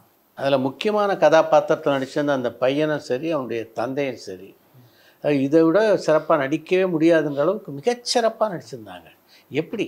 இப்போ இந்த கொட்டுக்கால்லையும் அதான் எல்லாரும் சொல்கிறாங்க. எனக்கு அது ரொம்ப சந்தோஷமாக இருக்குது. அதுக்கு நான் அதான் சொல்கிறேன், பயிற்சி தான். எல்லாரையும் கூட்டியாந்து அந்த கதாபாத்திரத்தை வந்து அவங்கள்ட்ட நரேட் பண்ணி அந்த கதாபாத்திரத்துக்கு உண்டான அகப்புற சூழலையும் அவங்கள்ட்ட சொல்லி எல்லாத்தையும் நம்ம சரியாக பண்ணிவிட்டு ரிஹர்சல் பண்ண விட்றோம்ல, அந்த ரிஹர்சல் வந்து பயங்கரமான எனக்கு சப்போர்ட் பண்ணுது. ஆனால் ரிஹர்சல் எப்பயுமே என்ன பண்ணோம்னா, ஓவராக ரிஹர்சல் பண்ணும்போது கொஞ்சம் அவங்க பிளாஸ்டிக் தன்மைக்குள்ளே போகிறதுக்கான வாய்ப்பு இருக்குது. அந்த எமோஷன்ஸ்லாம் கொஞ்சம் பிளாஸ்டிக்காக போகிறது. நான் வந்து அதையும் கொஞ்சம் கண்ட்ரோல் பண்ணி ரிஹர்சல் பண்ணிவிட்டு அப்படியே விட்டுருவேன். திரும்பி போய் நீங்கள் அன்றாட வாழ்க்கையில் புழங்கிட்டு வா, நீ சாட்டி எப்பயும் போல இருந்துட்டு வா அப்படின்னு சொல்லிட்டு திரும்பி திடீர்னு கூப்பிட்டு இந்த இதை பண்ண வைக்கும்போது அந்த யதார்த்தம் எப்படியாவது வந்துக்கிட்டே இருந்து அதை மீட்டரை பிடிச்சி பண்ணிடுவோம். எனக்கு அது ரொம்ப சந்தோஷமாக இருக்குது. ஏன்னா அந்த ஸ்க்ரீனில் வந்து எல்லோரும் ஒரு சம்பவம் நிகழ்கிற மாதிரி இருக்கணும், நிகழ்த்துற மாதிரி இருக்கக்கூடாதுன்றது தான் எனக்கும் ஐடியா. எவ்வளோ நாள் ஒத்திக கூழாங்கல் படத்துக்கு? கூழாங்கலுக்குலாம் கிட்டத்தட்ட சினிமாட்டோகிராஃபி எல்லாம் நாங்கள் ஆர்டிஸ்ட் எல்லாம் சேர்ந்து கிட்டத்தட்ட அந்த லேண்டை அண்டர்ஸ்டாண்ட் பண்ணிக்கிறதுக்கு எல்லாத்தையும் சேர்ந்து 2.25 வருஷம் நாங்கள் அங்கே தங்கியிருந்தோம். 2.25 வருஷம் அங்கே தங்கியிருந்தோம். இந்த போய் எடுத்துகிட்டு வந்துடலான்னு போனோம். அங்கே போனால் அவ்வளோ கதைகள் எங்களுக்கு ஓப்பன் ஆகிட்டே இருக்குது, ஸ்கிரிப்ட் இப்படி விரிஞ்சிக்கிட்டே இருக்குது. அப்படியே மடையை தொழுவிட்ட மாதிரி அவ்வளோ ஐடியா, அவ்வளோ இமேஜஸ் வந்து விழுந்துக்கிட்டே இருக்குது. நாங்கள் போய் முடிவு பண்ணிட்டோம், அந்த மலை வந்து சாதாரணமாக அலோவ் பண்ணலை. அந்த மலையோட அனுமதிக்காக வெயிட் பண்ணிட்டு இருந்த மாதிரி எங்களுக்கு தோணுச்சு. அது ஒரு சமணர் மலைங்க அங்கே இருக்கலாம். அதில் இருக்க இமேஜஸ் எல்லாம் நாங்கள் வந்து கேப்சர் பண்ணுறதுக்கு எங்களுக்கு அனுமதிக்கணும், அதுக்காக நம்மளை காக்க வைக்குதுன்ற மாதிரி நாங்கள் வெயிட் பண்ணோம். 2.25 வருஷம் கழிச்சு தான் எங்களுக்கு அதுக்கான சாத்தியக்கூறுலாம் உருவாச்சு. சரி போய் படம் முடிச்சிட்டோம். அது வரைக்கும் தயாராகிட்டே இருந்தோம். என்னென்ன இது ஷார்ட் டிவிஷன் என்ன, ஸ்டேஜிங் என்ன, இது எப்படி நம்ம வந்து இப்போ எமோஷனலாக எப்படி ப்ரெசென்ட் பண்ண போகிறோம், எப்படி கன்வே பண்ண போகிறோம், ஒரு மாதிரி லேயர்ஸ்லாம் என்னென்னலாம் வைக்கலாம் அப்படின்றது. இப்போ நான் வெறுமனே கூழாங்கல் எடுத்துகிட்டு போனது வெறும் ஒரு கணவன் மனைவி அவங்களோட பையன் இந்த மாதிரி உறவு சிக்கல் வேணால் படம். அதை நான் எழுதிட்டு போய் அந்த லேண்டில் வச்சுட்டேன். அந்த லேண்டு வந்து இது 3 பேரை பற்றின படம் கிடையாது. இந்த நிலம் சார்ந்த விஷயங்கள் எல்லாமே இதுக்குள்ளே இருக்குது. இதோட இந்த எமோஷன்ஸ், இந்த கோபம், இது எல்லாமே இங்கே இருக்க புறச்சூழல் உருவாக்குறது அப்படின்றதே எனக்கு அங்கே போக போக தெரிய தான் எனக்கு ஓகே, நம்ம அவசரமே பட தேவையில்ல, நம்மளோட கஷ்டத்தையோ நம்மளோட எக்கனாமிக்கலாக இருக்க ப்ரெஷரையோ வந்து நம்ம ஸ்கிரிப்டுக்குள்ளே போட வேணாம், இதுக்கான கொடுக்குற டயத்தை கொடுத்துருவோம்னு சொல்லி தான் அப்படியே வெயிட் பண்ணிட்டாங்க. போய் ஒரு 5000 ரூபாய்க்கு மாதம் 5000 ரூபாய்க்கு ஒரு வாடகைக்கு வீடு எடுத்துட்டு அங்கேயே போய் தங்கி டெய்லி லொக்கேஷனுக்கு போயிட்டு அந்த மலைப்பகுதிக்குள்ளே போயிட்டு வந்து எடுத்தோம். அந்த இடத்த எப்படி தேர்வு பண்ணீங்க? எனக்கு அது நான் சின்ன வயசுல பார்த்துட்டு இருக்கிறது தான். அது சின்ன வயசுல இருந்து பார்த்துட்டு அருமையான இடம். லேண்ட்ஸ்கேப்பே ரொம்ப வித்தியாசமான ஒரு லேண்ட்ஸ்கேப்பாக இருந்தது. அது அந்த மாதிரியான நிலம் ஏன்னா நான் சின்ன வயசுல பார்த்துட்டு இருக்கேன். ஒன்று கதைக்கு வந்து இந்த கதாபாத்திரம் வந்து ஆப்போசிட்டில் வரவங்க யாரோடையும் டிஸ்கஸ் பண்ணிடக்கூடாது. டிஸ்கஸ் பண்ணிட்டா அது பேசிட்டா அதோட கோபம் இல்லை அதோட தாட்டு டைவெர்ட் ஆயிரும்.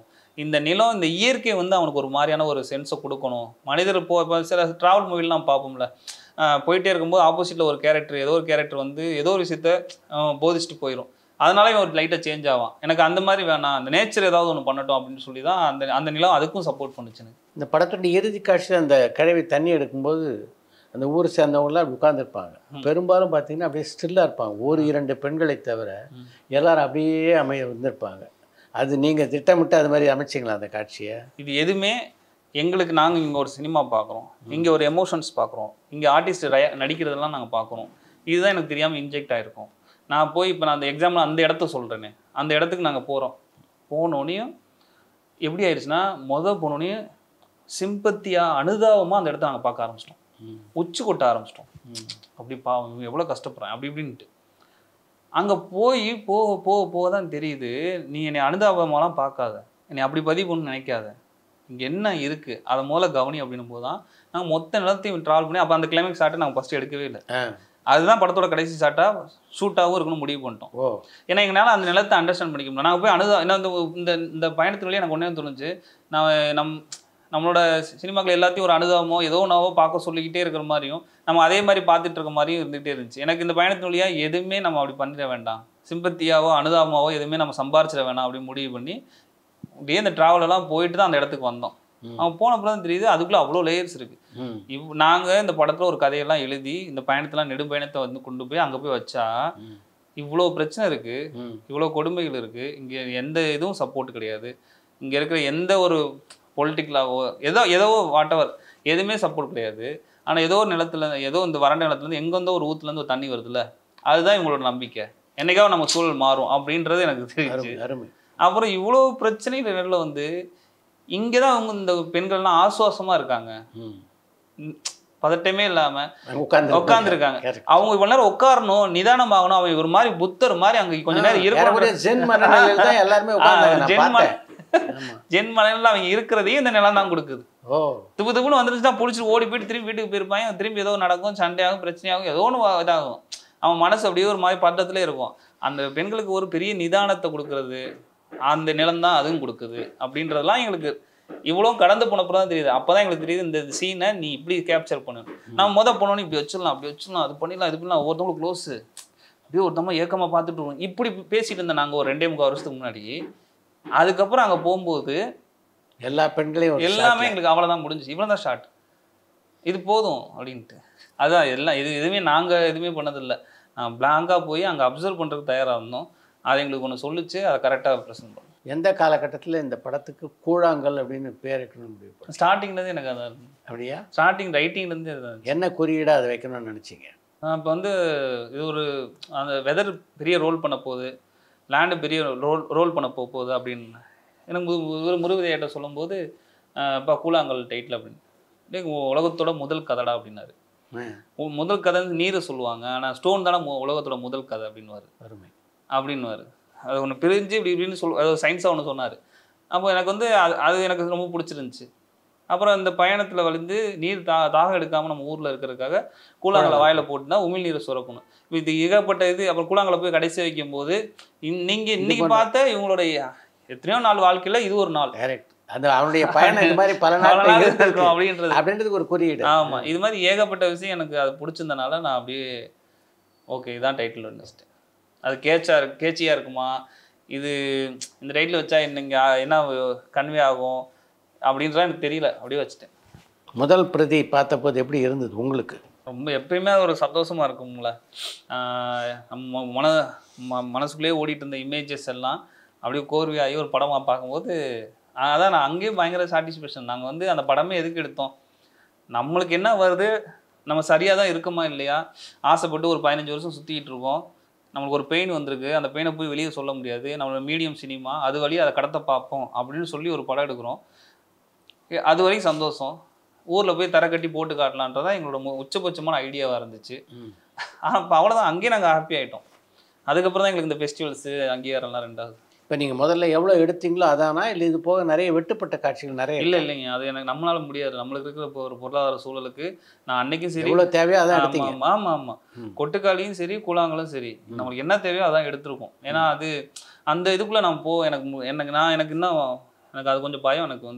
எனக்கு எவ்ரி ஷாட்டு, எவ்ரி சீனு, எல்லா ஸ்டேஜிங்கு, ஷார்ட் கம்போசிங்கு, இந்த லேண்ட் எனக்கு புதுசாக நாளைக்கு போய் அந்த நாளைக்கு ஒரு போகிற போக்கில் ஒரு இடத்த பார்த்து அங்கே போய் ஒரு ஷாட் வச்சுக்கிடுவோம் அப்படின்னு என்னால் முடியாது, பயந்துருவேன். நான் ஒவ்வொரு சீனும் ஒவ்வொரு ஷாட் வைக்கிற இடத்துக்கு நான் நிறைய வாட்டி போயிருந்தேன். ஆமாம், நான் நிறைய வாட்டி போயிருந்துருக்கணும். எனக்கு அப்போ தான் அந்த இடம் அந்நியம் இல்லாமல் நான் போய் ஆல்ரெடி அங்கே அந்த இடத்துல எல்லாத்துலேயும் நான் பார்த்துருக்கேன், 360 டிகிரியில் நான் அந்த இடத்த பார்த்துருக்கேன் அப்படின்ற எனக்கு ஒரு சந்தோஷம் இருக்கும். அப்போ போய் நான் என்ன வேணால் வச்சுட்டு வருவேன். நான் இந்த படப்பிடிப்பு நாட்கள் எல்லாமே கன்வீனியண்ட்டாக இருந்தது உங்களுக்கு? அப்படிலாம் இருக்காது. அது நான் மனிதர்கள்லாம் நான் எப்படியோ சொல்லி பேசி அவங்களும் எனக்கு இந்த புரிஞ்சுக்கிட்டு என் கூடலாம் இருந்தாங்க.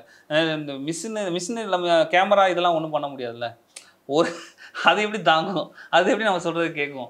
ஒரு ஷாட் எடுப்போம், அந்த வெதருக்கு கிம்பல் டொங்கின்னு விழுந்துரும், திரும்பி அங்கே நெல்லே இருக்காது, எங்கேயோ ஒரு இடத்துல போய் வச்சு கொஞ்ச நேரம் ஆற்றிட்டு திரும்பி ஒரு ஷாட் எடுப்போம்.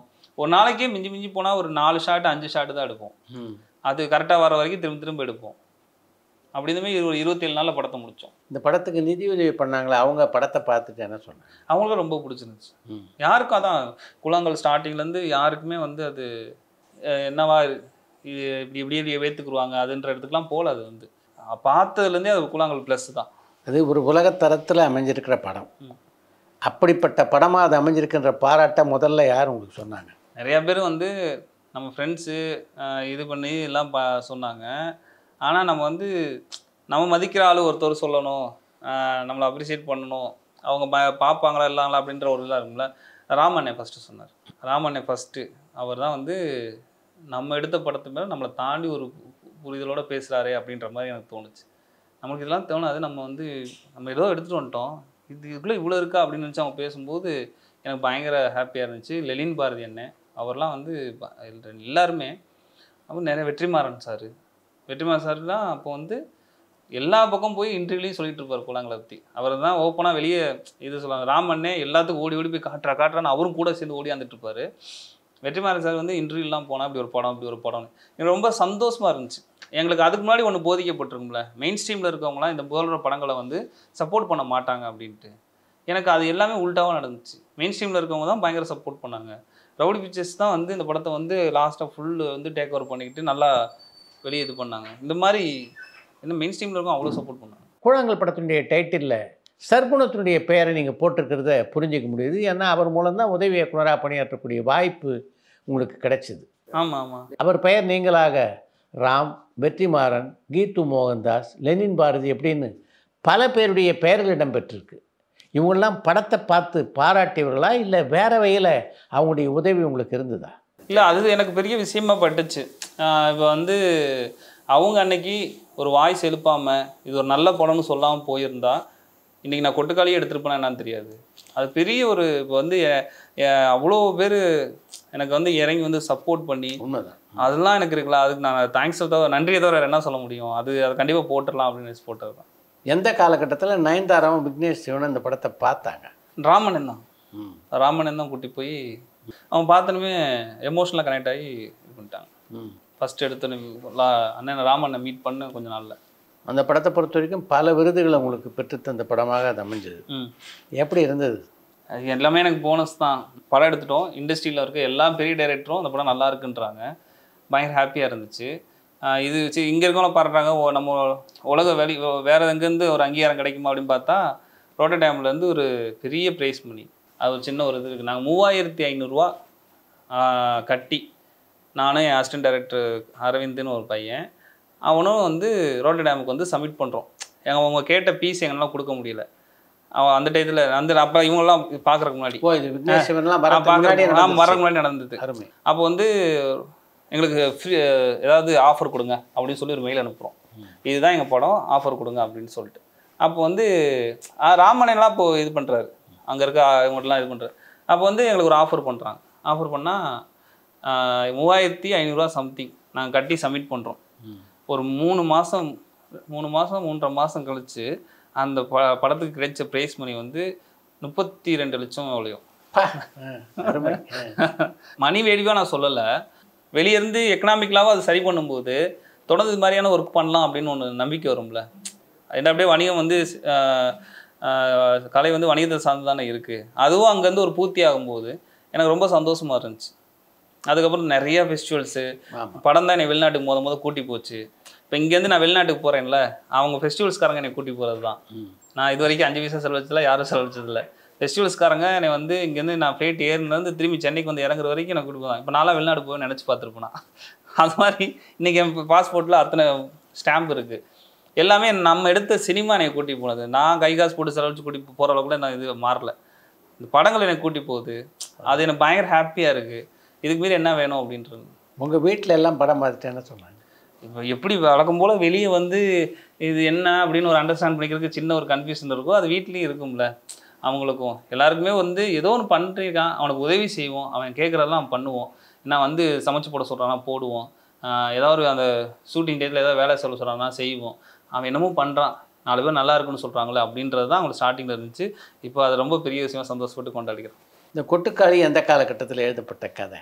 அந்த கூழாங்கலோட ஒரு ஒரு ஒரு இறா வருது, ஒரு கூழாங்கல், சரி ஓகே அடுத்து ஒன்று வேலையை பார்ப்போம் அப்படின்னு சொல்லும்போது எனக்கு கொட்டுக்காளியோட ஐடியா வந்து முன்னாடியிருந்தே இருந்துச்சு. அதுக்கப்புறம் இப்போ இவ்வளோ ரெஸ்பெக்ட் நம்ம மேலே ஒரு மதிக்க ஆரம்பிக்கிறாங்க, நம்ம நம்ப ஆரம்பிக்கிறாங்க, உண்மையாக நம்மளோட டிஸ்கஸ் பண்ண ஆரம்பிக்கிறாங்க அப்படின்றத ப்ரெஷராக எடுத்துக்கிறாம ரெஸ்பான்சிபிலிட்டி எடுத்துகிட்டு அடுத்து நம்ம என்ன இஷ்யூ அட்ரஸ் பண்ண போகிறோம், என்ன நம்ம கரெக்டாக அந்த ஃபிலிம் லாங்குவேஜாக என்ன பண்ண முடியும் அப்படின்ற கண்டென்ட் நிறைய வரும். அதில் இதை ப்ரெசென்ட் பண்ணலான்னு எனக்கு தோணுச்சு. அப்போ தான் கொட்டுக்காளி முதல் ஸ்டார்ட். எவ்வளோ நாட்கள் பிடிச்சிது அதை எழுதுறதுக்கு? வழக்கம் போல தான். எனக்கு ஒன்று தான் கற்றுக் கொடுத்துருக்கு. நான் அவ்வளோ தூரத்துக்கு திறமையான ஆளா அப்படின்லாம் எனக்கு தெரியல. ஆனால் அந்த காத்திருந்தல்னு ஒன்று இருக்குல்ல, அது எனக்கு வந்து நிறைய விஷயங்களை வந்து எனக்கு விஷயத்தை எனக்கு கொடுக்குது.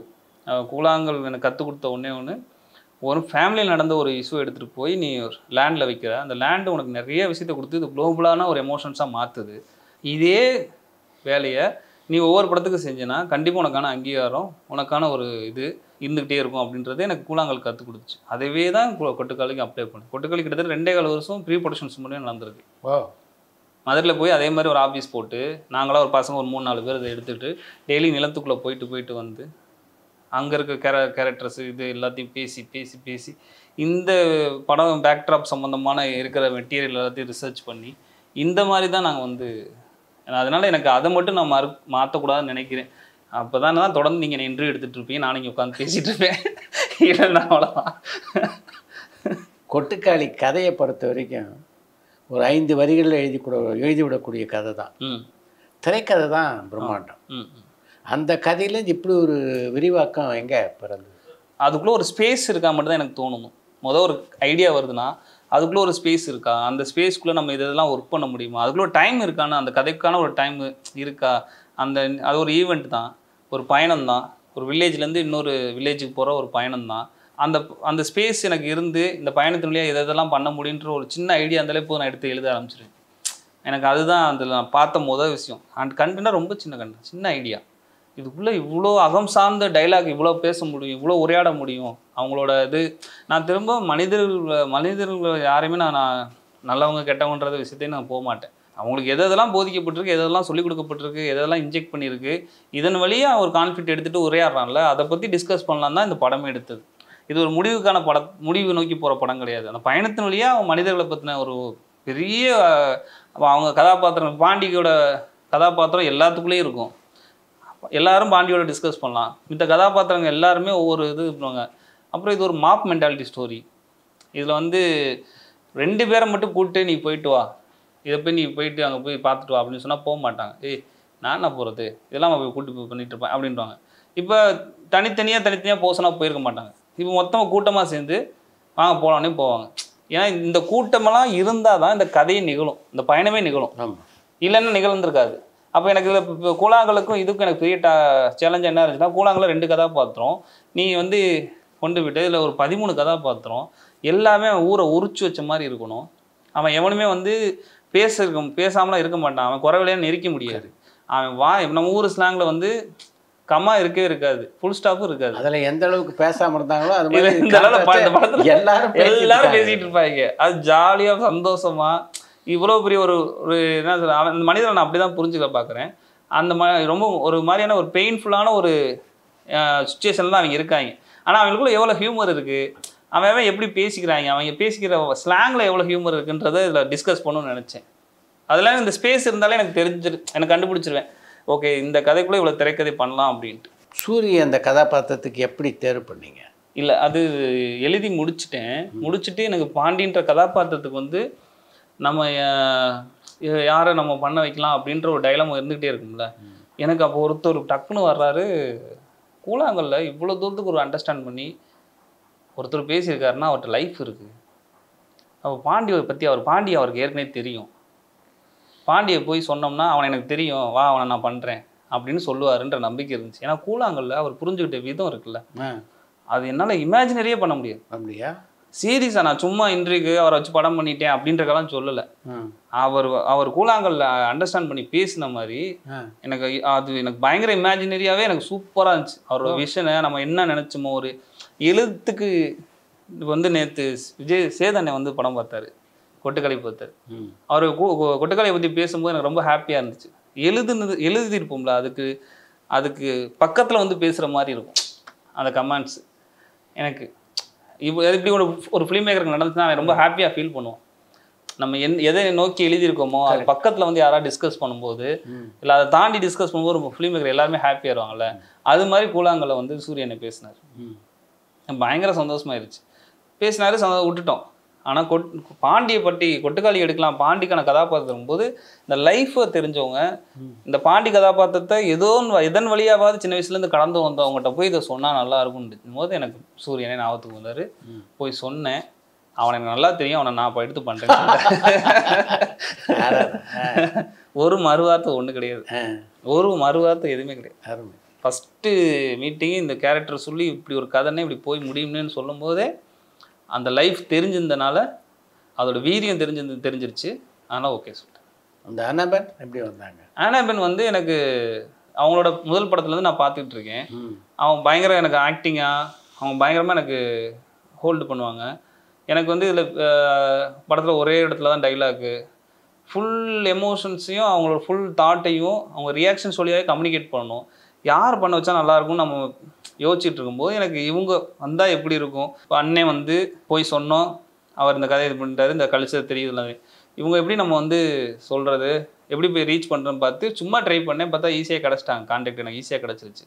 ஏன்னா கூழாங்கல் கேரளாவில் சூப்பர் ஹிட்டு, சரியான ஹிட்டு கூழாங்கல். அங்கே எனக்கு பயங்கரமான ஒரு சப்போர்ட், அவ்வளோ பேர் இருந்தாங்க. அவங்க படத்தை ஏற்கனவே பார்த்துருந்தாங்க, அந்த ஃபெஸ்டிவல்ஸு அது வழியாக எல்லாமே பயங்கர ஹாப்பி. அங்கெல்லாம் வந்து படம் பார்த்து எனக்கு பயங்கர சப்போர்ட் அங்கே கிரியேட் ஆகிடுச்சு. அவங்கள்ட்ட ஒருத்தவங்க கேட்டு டப்புன்னு கான்டாக்ட் வாங்கி கொடுத்துட்டாங்க. நான் ஈஸியாக அவங்கள்ட்ட வந்து மெயில் அனுப்பிச்சு பேச ஆரம்பித்தேன். உடனே இவங்க ரிப்ளை பண்ணாங்க, வந்து கதை சொல்ல சொன்னாங்க. போய் கதை சொன்னோம், நானும் அன்புன்னு சொல்லிட்டு டைரக்ஷன் டீமில் இருப்பேன். போய் கதை சொன்னோம், உடனே பிடிச்சி போயிடுச்சு. ஸ்கிரிப்டை கொடுத்துருப்போம், படிச்சுட்டு சொல்கிறேன்னாங்க. நரேட் பண்ணேன், கொஞ்சம் ஸ்கிரிப்டையும் கொடுத்தேன். படிச்சுட்டு மறுநாள் கூப்பிட்டா நான் பயங்கர ஹாப்பி, நான் பண்ணுறேன் அப்படின்ட்டாங்க. அவங்க வந்து இது மீனா, அவங்களோட கதாபாத்திரத்தோட மீனாவோட கிராஃப் எப்படி இருக்கும், அவங்களோட சைல்ட்ஹுட் லைஃப் எப்படி இருக்கும், இப்போ எப்படி இப்படிலாம் வளர்ந்து வந்து இப்போ இந்த இடத்துக்கு வந்திருக்கான்ற வரைக்கும் அவங்களுக்கு வந்து டிஸ்கஸ் பண்ணாங்க. எனக்கு ரொம்ப பிடிச்சிருந்துச்சு. பாண்டியனுக்கு அவர் சின்ன வயசுலேருந்து பாண்டி எப்படி இப்படிலாம் பாண்டியை பார்த்துருக்காருன்றது அவருக்கு வந்து அவர் ஈஸியாக எடுத்துக்கிட்டாரு, அசால்ட்டாக உள்வாங்கிக்கிட்டாரு. இவங்களுக்கு இந்த கேரக்டரோட கதாபாத்திரத்தை பற்றின அகம்புறம் வந்து இன்னும் டீட்டெயிலாக தெரியுன்றா அவங்க கேட்டு எல்லாத்தையும் நுவான்சஸையும் கேட்டு சூப்பராக பண்ணாங்க. ஆஸ் எ கிரியேட்டராக இந்த பாண்டியும் மீனாவையும் எந்த அளவுக்கு இவங்க எல்லாரும் வெளிக்கொண்டு வந்திருக்காங்கன்னு நீங்கள் நினைக்கிறீங்க? 200% அது சும்மா வார்த்தையாக இது சொல்ல. ஏன்னா நம்ம ரெடி பண்ணியிருக்க கேரக்டர்கள் எல்லாம் வந்து எக்ஸ்ட்ரீம்ஸ், அந்த சுச்சுவேஷன் வந்து எல்லாமே எக்ஸ்ட்ரீம்ஸ்லேயே இருக்கும். இந்த படத்தில் எல்லோரும் வந்து ஒரு வேற ஒரு பயணத்தை நோக்கி அவசரமாக கிளம்பி போகிற எக்ஸ்ட்ரீம்ஸில் இருப்பாங்க. அவங்களுக்குள்ள ரியாலிட்டியை கொண்டு வர்றது, இந்த ஆக்டிங்கில் வந்து சரியான வந்து இதே இன்னும் பக்கத்தில் நடக்கிற மாதிரியே இருக்குது. அந்த பொண்ணு எனக்கு அந்நியமாகவே தெரில, இந்த கூட்டத்தில் ஒத்தி மாதிரி இருக்கா, அப்படி இல்லை என்ன இந்த பொண்ணு இவ்வளோ கூட்டம் கரெக்டாக இருக்கும், இந்த பொண்ணு மட்டும் என்ன அப்படி ஒரு மாதிரி அந்நியமாக இருக்கா, அப்படின்றதெல்லாம் இருக்குல்ல. அப்புறம் ஹீரோயின் அப்படின்ற மெத்தடுக்குள்ளே போயிடவும் கூடாது, எல்லாரும் ஒரு குடும்பம், எல்லாரும் ஒரு கேரக்டராக இருக்கணும் அப்படின்றது இருக்கும்போது இவங்க எல்லாருமே அதில் அப்படி பசையை போட்டு ஓட்டின மாதிரி ஓட்டிக்கிட்டாங்க. எனக்கு ரொம்ப பிடிச்சிருந்துச்சு. படம் பார்த்து நீங்களும் படம் பார்த்துட்டீங்க. அதில் நடிச்சிருக்கவங்க யாருமே துருத்திட்டு தெரியக்கூடாது, அந்த கதாபாத்திரத்துக்கு அவங்கள சரியாக இருக்கணும்னு அதில் சூர்யானும் சரி மேமும் சரி ஆனாமும் சரி அவன் வந்து அன்லேர்ன் பண்ணாங்க. நான் அப்படி தான் சொல்லுவேன். உண்மைதான், அன்லேர்ன் பண்ணாங்க. இப்போ சூரியனை வந்து இவ்வளோ வருஷம் இண்டஸ்ட்ரியில் இருக்காரு, அவருக்கு தெரியும். இப்போ நான் பேசிகிட்டு இருக்கும்போது இப்போ நான் பேசிகிட்டு இருக்கேன் எங்கெங்கேயோ இது பண்ணிட்டேன்ல, அவருக்கு தெரியும் இங்கிட்டு இங்கிட்டு பேசினா இந்த மாதிரியான நம்மளுக்கு ஒரு லுக் இருக்கும், அந்த மாதிரி இருக்கும் அப்படின்றது. இது எல்லாத்தையும் கற்று வச்சுட்டு அவர் இத்தனை வருஷம் பயணிச்சிட்டாரு. இந்த படத்துக்கு இந்த ஷூட்டிங் ஸ்பாட்டுக்கு வரும்போது இவர் எல்லாத்தையும் அழிச்சிட்டு மறந்துட்டு அந்த ஊரில் பாண்டின்னு ஒருத்தன் தெரிஞ்சுட்டு இருப்பான்ல, அவனாவே இவர் இருக்கணும். அப்போ டோட்டலாக அவர் அன்லேர்ன் பண்ணுறாரு. தம்பி இந்த கூட்டத்தில் வீட்டில் நான் மட்டும் தனியாக தெரிஞ்சிடக்கூடாது தம்பி, முதல்ல எல்லாத்தையும் நான் மறக்கணும் தம்பி அப்படின்றாரு. அந்த சென்ஸ் இருக்கிறனால அந்த வேர்டு வருது. டோட்டலாக அழிச்சு நீங்கள் படம் பார்த்துட்டீங்க. எனக்கு தெரிஞ்சு உண்மைக்கே ரொம்ப ரொம்ப ரொம்ப ரொம்ப நம்ம வந்து சும்மா அவங்க நடிச்சிருக்காங்க அதுக்காகலாம் சொல்ல, ரொம்ப சரியாக மிக சரியாக பண்ணிட்டாங்க. அவங்களுக்கு இருக்க டவுட்ஸை என்கிட்ட கேட்டுக்குருவாங்க. இப்படி பண்ணிட்டுமா தம்பி, அப்படி பண்ணணும் தம்பின்னு அவர் கேட்டுக்குருவார். டெய்லி இதை சார்ந்து யோசிச்சுக்கிட்டே இருப்பாங்க. அந்த கமிட்மெண்ட்டுக்கு ஒபிடெண்ட்டாக இருக்கிறது இருக்குல்ல. அந்த ஷூட்டிங் நடந்த மொத்தம் எங்கள் ஷூட்டிங் டேஸ் வந்து ஒரு 25 days 27 days இருந்திருக்கும். அந்த 27 days-ம் வந்து இந்த கமிட்மெண்ட்டுக்கு வந்து அந்த வேர்ல்டுக்குள்ளேயே தான் அவங்க இருந்தாங்க. அதுக்கு என்னென்ன மெட்டீரியல்லாம் எடுத்துக்கணுமோ எடுத்துக்கிட்டாங்க. இப்போ அந்த குடும்பத்தோடலாம் நம்ம ஒன்றா இருக்கோம், அவன் வந்து என்னை உரிமையாக அண்ணன் அப்படின்னு அவள் பேசணும்னா உண்மையாகவே அவட்ட நான் அண்ணன், ஏன்னா அங்கே இருக்கலாம் புது ஆட்கள், அவங்களுக்கு வந்து எப்படியா இருந்தாலும் சூரியனே ஆனா பெண் இப்படின்ற ஒரு ஆர்டிஸ்டாக தான் அவங்க தெரிவாங்க. அதை அழிக்க வேண்டியது இவங்களோட பொறுப்பு. எனக்கு அதான் நான் சொல்கிறேன். எப்படியா இருந்தாலும் இவங்களுக்கு வந்து அவங்க வந்து ஆர்டிஸ்ட்டு இப்படின்றது தெரியும். நீங்கள் இதை அவங்ககிட்ட வந்து அந்த எண்ணத்தை அழிக்க வேண்டியது உங்களோட பொறுப்பு. அப்படின்னா அவங்களோட அந்த அளவு கலந்து பேசினாதான் அது வரும், அது கேஷுவலாக மாறும். அதெல்லாம் அவங்க பண்ணிட்டாங்க. அவங்களுக்கு அதெல்லாம் தெரிஞ்சிச்சு, இதை தான் நம்ம பண்ணணும் அப்படின்ட்டு. 2 பேருமே அதை சூப்பராக உடச்சி விட்டாங்க.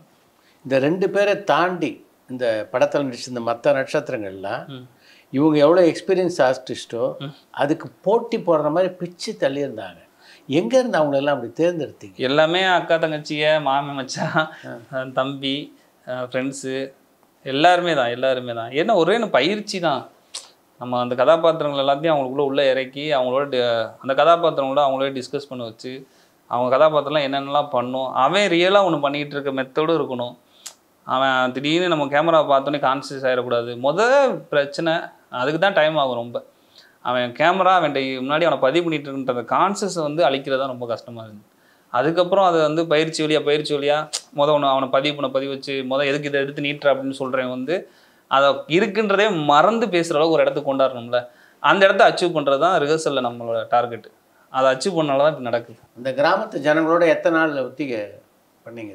ஒத்திகைனா எப்படிலாம் ஸ்டார்டிங் இருந்துச்சுன்னா 2.25 வருஷம் அங்கே இருந்தேன். ஞாயிற்றுக்கிழமை இந்த கதாபாத்திரம்லாம் தேர்வு செஞ்சாச்சு. ஞாயிற்றுக்கிழமை மட்டும் தான் அவங்களாம் அன்றாடத்தில் ஓடிட்டு இருக்குவீங்க.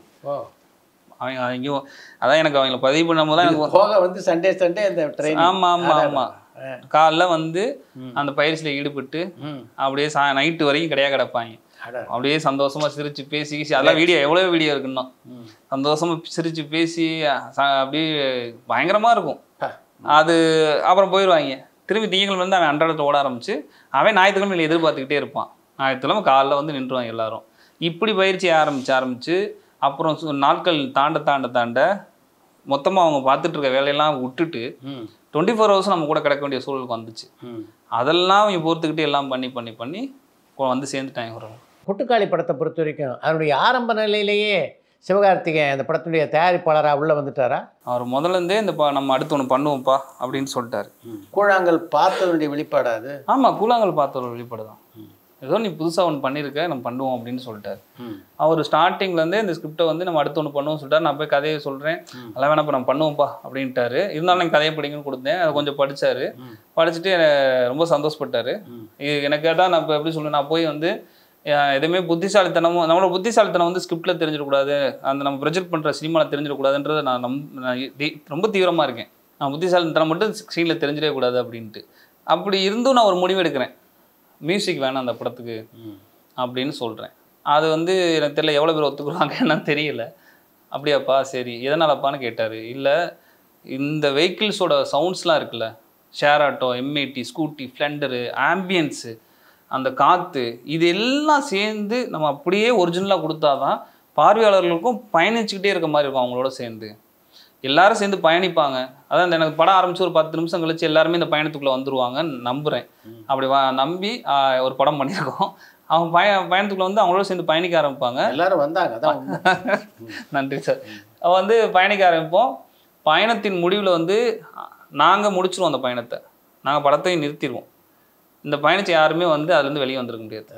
அப்படி தான் எங்களோட ஐடியாவாக இருந்துச்சு. இதுக்கு எந்த ஒரு வேறு எக்ஸ்டர்னலாக வேறு எதுவும் பண்ணிடக்கூடாது, எக்ஸ்ட்ராவாக வேறு எதுவும் பண்ணிடக்கூடாது அப்படின்றதுக்காக தான் இது இன்னும் மிக யதார்த்தத்தை நோக்கி அப்படி போகணுன்றதுக்காக தான் மியூசிக் வேணான்னு சொன்னேன்.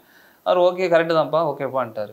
இப்போ இதெல்லாம் ஏற்றுக்கிறது இருக்குல்ல, ஒரு பக்கத்துக்கு ஒருத்தையும் நல்ல படம் பண்ணுறான், கதை எழுதியிருக்கான், அதெல்லாம் அவனோட படம் பண்ணுவோன்றதான் தாண்டி இந்த டிமாண்ட்லாம் ஏற்றுக்கிறது இருக்குல்ல, அதுதான் எனக்கு ரொம்ப பெரிய விஷயமா இருந்துச்சு. அப்புறம் க்ரியேட்டிவிட்டியாக ஒரு தலையிடல் எது அதெல்லாம் ஒன்றுமே கிடையாது. அப்படி தலையிட்டு இருந்தால் நானும் படம் எடுத்துருக்க முடியாது. நம்ம அது அந்த இதே வந்திருக்கே முடியாது. அது எதுவுமே இல்லை. உனக்கு பிடிச்ச படத்தை நீ போய் உனக்கு தோன்ற மாதிரி எடுத்துட்டு வா அப்படின்னு சொல்லிட்டேன். கூழாங்கல் படத்துக்கு கூட முதல்ல இசை இல்லை இல்லையா? இல்லை இருந்துச்சு. நான் கூழாங்கலுக்கு நீ இசை இருந்துச்சு தேவைன்னு தெரிஞ்சு எனக்கு ஒரு 4 இடத்துல மட்டும் தேவைன்னு தெரிஞ்சு. ராமனை படம் பார்த்தனுமே வந்து ராமனை முத படம் பார்க்கும்போது அப்போ யாரும் கிடையாது. ராமனை மட்டும் படம் பார்த்துட்டு யுவன் சாரை வந்து போய் பார்ப்போம்டா, இவனுக்கு இந்த படம் பிடிக்கும்டா யுவன் சாருக்கு அப்படின்னு சொன்னோன்னே கூழாங்கல்ல வேகமாக அவருக்கு யுவன் சாருக்கு கால் பண்ணி போய் காட்டினா நம்ம பார்க்கலாம் முடியுமா நினச்சிட்டு இருக்க ஒருத்தர்கிட்ட போய் நம்ம வந்து படத்தை போய் உட்காந்து பார்த்துக்கிட்டு இருக்கோம். அவர் கரெக்டாக பார்த்தோன்னு சொல்லிட்டார். 4 இடத்துல தேவைப்படுது, சூப்பர் போட்டுடலாம் அப்படின்னு.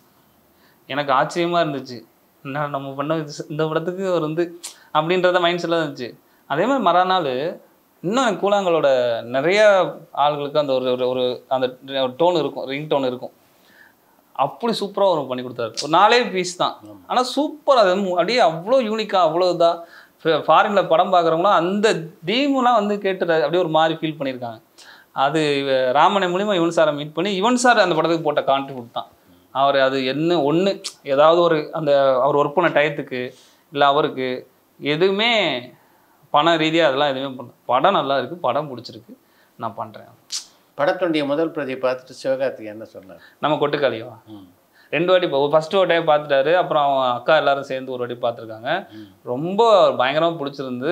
அன்னை சூரியன்கிட்ட பயங்கரமாக கால் பண்ணி பேசினாங்க, மேம் டானா மேம்கிட்ட பேசினாங்க, ஏன்ட்ட பயங்கரமாக பேசினாங்க. அந்த படத்தில் வர அந்த பசங்க அவங்க டைலாக்லாம் எடுத்து அவங்க நக்கலாக சொல்லி சிரிச்சுக்கிடுவாங்க. அது ரியல் லைஃப்பில் எங்கேயோ அப்ளை பண்ணி பார்ப்பாங்க. இப்படிலாம் நான் தொடர்ந்து இருந்துச்சு. ரொம்ப கனெக்ட் ஆகிட்டாங்க, ரொம்ப எமோஷனல் ஆகிட்டாங்க, அவங்க பயங்கர ஹாப்பி ஆகிட்டாங்க. இல்லை பல முக்கியமான இயக்குனர் அந்த படத்தை பார்த்தாங்க. எல்லா இயக்குனருமே பல பேர் எங்கிட்டே பேசினாங்க, பல பேர் உங்களுக்கு தெரிவிச்சிருப்பாங்க, சில பேர் மேடையிலேயே அதை அந்த சந்தோஷத்தை வெளிப்படுத்தினாங்க. எப்படி இருந்தது அந்த அனுபவம்? இது தேவைன்னு நினைக்கிறேன் சார். இப்போ நான் இது மட்டும் இல்லைன்னா என்ன இருக்கும்னு எனக்கு தெரியல. இவங்க எல்லாரும் பயங்கர நம்பிக்கை வச்சு ஒன்று பண்ணிட்டோம். இந்த மக்கள்கிட்ட கொண்டு போய் சேர்க்கறதுக்கு முன்னாடி இந்த படத்துக்கான ஒரு வியூ ஏற்படுத்துறதுல சார் எனக்கு ரொம்ப ஆச்சரியமாக இருக்குது. எனக்கு இந்த வாட்டி எனக்கு ஆச்சரியமாக இருக்குது. எதுக்கு எல்லாரும் இவ்வளோ வந்து நமக்காக சப்போர்ட் பண்ணணும்? உங்களுக்காக இல்லை, படத்துக்காக தான். இல்லை சார், அது அந்த படத்தில் அவ்வளோ விஷயம் இருக்குது. நன்றி சார். இல்லை சார், அது இப்போ படத்தில் இருக்குது எல்லாம் ஓகே சார். ஆனால் இவ்வளோ தூரத்துக்கு வந்து மிஸ்கின் சாராக இருக்கட்டும், லிங்குசாமி சாராக இருக்கட்டும், பாலாசக்திவேல் சாராக இருக்கட்டும், ரவிக்குமார் அண்ணனா இருக்கட்டும், எல்லாரும் வந்து இன்னும் நிறைய பேர் மரணம் நெத்தியில் எல்லாருமே இருக்காங்க. எல்லாம் ஏகப்பட்ட பேர். ஒரு புஷ்கர் காயத்ரி இவங்க எல்லாம் என்ன பேர் ஏதாவது ஒன்று விட்டுருந்தா எனக்கு தெரியல, நிறைய பேர் இருக்காங்க. எனக்கு அவ்வளோ பேர் வந்து படம் பார்த்த நாள்லேருந்து இன்ன நாள் வரைக்கும் அவங்க கூட டிஸ்கஸ் பண்ணிகிட்டே இருக்காங்க. எனக்கு பயங்கர இப்போ நம்ம ஒரு ப்ரொடியூசர் காசு போட்டுருக்கா, நம்ம படம் எடுத்துருக்கோம், நம்ம எல்லாருக்கும் இந்த படம் பிடிச்சிருக்குது, நம்மளுக்குள்ளே எல்லாரும் சந்தோஷப்பட்டு இருக்கோம். நமக்கு வெளியே இருந்து ஒரு அங்கீகாரம் கிடைக்கும் போது ஒரு பெரிய ஹாப்பி இருக்குல்ல சார். ஃபாரினில் கிடச்சிருச்சு, எல்லாம் கிடச்சிருச்சு, எல்லாமே ஓகே தான். நம்ம ஊரில் நம்ம ஆட்கள்கிட்ட இருந்து நல்லா இருக்கலான்னு தொழில் தட்டி கொடுக்கும்போது ஒரு சந்தோஷம் இருந்துச்சு. அது எனக்கு இப்போ லாஸ்ட்டாக ஒரு 1 வீக்காக நடந்துக்கிட்டு இருக்கு. பயங்கர ஹாப்பி சார். ஏன்னா எனக்கு திரும்ப மெயின் ஸ்ட்ரீம் வேறு இந்த மாதிரி ஒன்று சொல்கிறாங்களே சார், எல்லாமே சினிமாடா, இங்கே வந்து நீ எடுக்கிற படமும் நீ மக்களுக்கான ஒரு படமாக தான் இருக்குது அப்படின்னு இவ்வளோ பெரிய ஆட்கள்லாம் வந்து சப்போர்ட்டு நிற்கும்போது சூப்பர் சந்தோஷம். ஓகே, கண்டிப்பாக மக்கள் ஏற்றுக்குருவாங்க, நம்பிக்கை வருது. கொட்டுக்காளி விழா மேடையில் சிவகார்த்திகேயன் பேசினது இன்றைக்கி பரபரப்பாக ஊடகங்களில் வந்து சர்ச்சை ஆகிட்டு இருக்கு. அவரை பற்றி என்ன மாதிரி கருத்துக்கள்லாம் பேசப்பட்டது அப்படின்னு நீங்கள் பார்த்துருப்பீங்கன்னு நினைக்கிறேன். மிகுந்த வந்து ஒரு ஆணவத்தில் அவர் பேசினார் அப்படின்லாம் பேச்சுகள் வந்துட்டு. ஒரு தயாரிப்பாளராக அவரோட நீங்கள் ட்ராவல் பண்ணியிருக்கீங்க. உங்களுடைய பார்வையில் சிவகார்த்திகேயன் யார்? நான் ஏற்கனவே சொன்னது தான், யோசிச்சு சொல்கிறதுலாம் ஒன்றுமே இல்லை சார். ஏற்கனவே சொன்னது தான், சூரியனே எஸ்கே அண்ணே இந்த ஒரு பாயிண்டில் நான் சொல்கிறேன். நாங்கள் வந்து மக்களுக்கு சந்தோஷப்படுத்துகிற, மக்களை என்டர்டெயின்மெண்ட் பண்ணுற, அவ்வளோ நெருக்கடி கடலில் வந்து ஒரு 2 மணி நேரம் படம் பார்க்குறோன்னா சந்தோஷப்படுத்துகிற வேலையை நாங்கள் பார்த்துக்கிட்டோம். ஆனால் அவன் நெருக்கடின்னு ஒன்று இருக்குல்ல அவனுக்கு, அந்த நெருக்கடிக்கான காரணங்கள், அந்த நெருக்கடிக்குள்ளே அவன் எவ்வளோ கான்ஃப்ளிக்ட் வருது, அவன் எதை இந்த வாழ்க்கையில் இருக்கிற இதெல்லாம் தொலைக்கிறான்றதுக்கான ஒரு படமாக நம்ம தயாரிப்போன்ற ஐடியா தான் கொட்டுக்காது. அப்படி தான் பார்க்குறேன். இது வெறும் ஐடியா மட்டும் இருந்தால் பத்தாது சார். நான் வந்து இது இப்போ நான் பேசினேன், அதை புகழ்ந்து பேசுகிற மாதிரி இருக்கும், தயாரிப்பாளர் புகழ்ந்து பேசுகிறேன். ரியலாகவே எனக்கு எந்த பிரச்சனையும் இல்லை சார். ரொம்ப ஓப்பனாக சொல்லுவேன். ஒரு மியூசிக் வேணான்னு சொல்கிறேன், ஃபெஸ்டிவல்ஸ் போயிட்டு வர வரைக்கும் ரிலீஸ்க்கு வெயிட் பண்ணணும்னு சொல்கிறேன். எல்லாத்தையும் ஒரு மாதிரி வந்து இந்த முழுக்க இந்த படத்து மேலே இருக்க நம்பிக்கை வச்சுட்டு அவங்க எந்த தலையிடமும் இல்லாமல், தலையிடம்னா அவன் காசு போட்டால் தலையிட தானே செய்வாங்க, தலையிடமும் இல்லாமல் ஃபுல் ஃப்ரீடம் எனக்கு வந்து அது. இப்போ நீங்கள் கேட்டு நான் சொல்கிறது ஏதாவது ஒரு புகழ்ந்து பேசுகிற மாதிரி இருக்குங்களோ, ஜெனுனாகவே சொல்கிறேன் சார். எனக்கு ஒரு நல்ல தயாரிப்பாளராக ஹியூமனாகவே எனக்கு அது எனக்கு ரொம்ப பர்சனலாக எனக்கு பயங்கர ஹாப்பியாக. எனக்கு கொட்டுக்கால் எடுக்க முடியாது சார். இப்போ எடுத்து எல்லா படங்களுக்கும் நிகழ்கிற மாதிரியான ஒரு நிகழ்வு அதை மாற்ற முடியும், அது ஒன்று இருக்குல்ல சார்.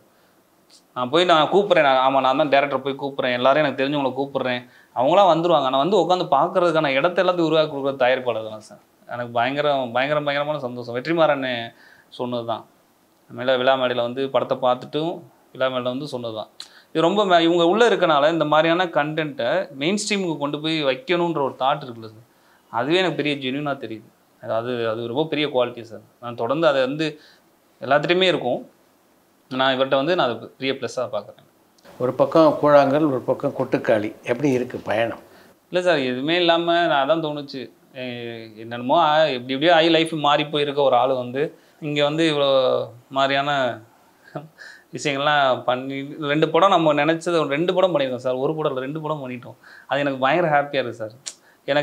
எனக்கே ரொம்ப பயங்கர சந்தோஷமாக இருக்குது, பயங்கர இன்னும் ஊக்குவிக்குது, நிறைய நம்பிக்கை வருது. நம்ம இன்னும் கரெக்டாக லேர்ன் பண்ணி நிறைய விஷயங்களை கற்றுக்கிட்டே இருந்தோம்னா இன்னும் சரியான ஒர்க்கை நம்ம பண்ணிகிட்டே போகலாம் அப்படின்ற எனக்கு பெரிய நம்பிக்கை வருது. இந்த 2 படம் சொல்லி கொடுத்ததும் அதுதான். உன்னோட எந்த ப்ரெஷரையும் தூக்கி போட்டு உன் கமிட்மெண்ட்டில் வச்சிடாது. உன் கமிட்மெண்ட்டுக்குள்ளே எந்த ப்ரெஷரையும் தூக்கி வச்சிடாது. எக்கனாமிக்கலாக இல்லை, நம்மளுக்கு அது இல்லை, இது இல்லை, அங்கே பிரச்சனை, நம்ம இன்னும் கொஞ்சம் வேறு மாதிரி முன்னேறலாம் அப்படின்ற எந்த ப்ரெஷரையும் தூக்கிட்டு போய் உன் கதைக்குள்ளே உன் கமிட்மெண்ட்டுக்குள்ளே வச்சிடாது. அப்படி வைக்கலன்னா இதே மாதிரி எல்லா படமும் நல்ல படமாக பண்ணிக்கிட்டே இருக்கலாம். அடுத்து உங்களுடைய பயணம் இதே பாதையில் இருக்குமா, இல்லை வேறு சினிமாவுக்கு மாறுற எண்ணம் இருக்கா? என்னை பொறுத்த வரைக்கும் எல்லாமே சினிமா சார். இப்போ நீங்கள் எனக்கு இப்போமே மெயின் ஸ்ட்ரீம் கமர்ஷியல் சக்ஸஸ் படம்னா என்ன, இப்போ எல்லோரும் உங்களை மாதிரி ஆட்கள், ப்ரெஸ் எல்லோரும் சப்போர்ட் பண்ணி மக்களுக்கு அதை கொண்டு போய் சேர்த்து அது திப்புன்னு ஆளுகள் வந்து உள்ளே பார்த்துட்டாங்கன்னா படம் கமர்ஷியலாக சக்ஸஸ்ப்பா அப்படின்னு சொல்லுவாங்கன்னு. அது நடக்கும்னு நம்புகிறேன் கொட்டுக்காலில். எனக்கு பொறுத்த வரைக்கும் எனக்கு கொட்டுக்காலி அப்போ இது மாதிரி ஒரு சக்ஸஸ் வரும்போது அது பேரல் சினிமாவை பார்க்கப்படாது, கமர்ஷியலாகவே சக்ஸஸ் ஆயிடுச்சுப்பா அப்படின்வாங்க. அப்போ வந்து எனக்கு நான் சினிமா பாதையே நல்ல பாதை. ஆமாம், அதனால எனக்கு இப்படியே பிடிச்சதான் பண்ணிகிட்டு இருக்கணும். கூழாங்கல் படத்தை பொறுத்த வரைக்கும் யாரும் அதிகமாக சிரிச்சிடக்கூடாது அப்படின்றதுல மிகுந்த கவனத்தோடு இருந்திருக்கீங்க. ஆனால் இந்த படத்தில் அப்படி இல்லை. பல இடத்துல வந்து முழு தியேட்டரும் எழுந்து உட்காந்து சிரிப்பாங்க அப்படின்னு எனக்கு தோணுது. இல்லை சார், அது அவங்க லைஃப்குள்ளே இருக்கும் சார். அதுதான் நான் எதுவுமே தனியாகவே இல்லை. அவங்கள போய் நம்ம சும்மா பார்க்கும்போது அவ்வளோ இது பண்ணிகிட்டு இருப்பாங்க. அவன் இவ்வளோ நெருக்கடிக்குள்ளே வாழ்ந்துட்டு இருக்கவனுக்கு ஏதோ ஆசுவாசப்படுறதுக்கு இந்த மாதிரி ஏதோ ஒரு டைலாக் அவன்கிட்ட இருக்கும். நான் எனக்கு இங்கே சொல்லாமல் என்னன்னு தெரியல. இப்போ 2 பேர் பேசிட்டு வருவாங்க சார். அவன் பேசுறதுல மிகப்பெரிய நம்ம கூட இருந்த ஏதோ ஒரு பொருளாதாரமாக ஒருத்தன் மாறி எங்கேயோ போயிட்டானேன்ற ஒரு டைலாக் தான் அங்கே இருக்கும். இந்த கருத்த கண்ணை பற்றியா நம்ம கூடயே சேர்ந்து சுற்றி இதாகவே இருந்து செத்து போயிடுவான். பார்த்தா இன்னைக்கு மாமஜப்பட்டில் போலீஸ் ஆகி பெரிய பொசிஷனில் போய் உட்காந்துட்டாண்டானுவான்.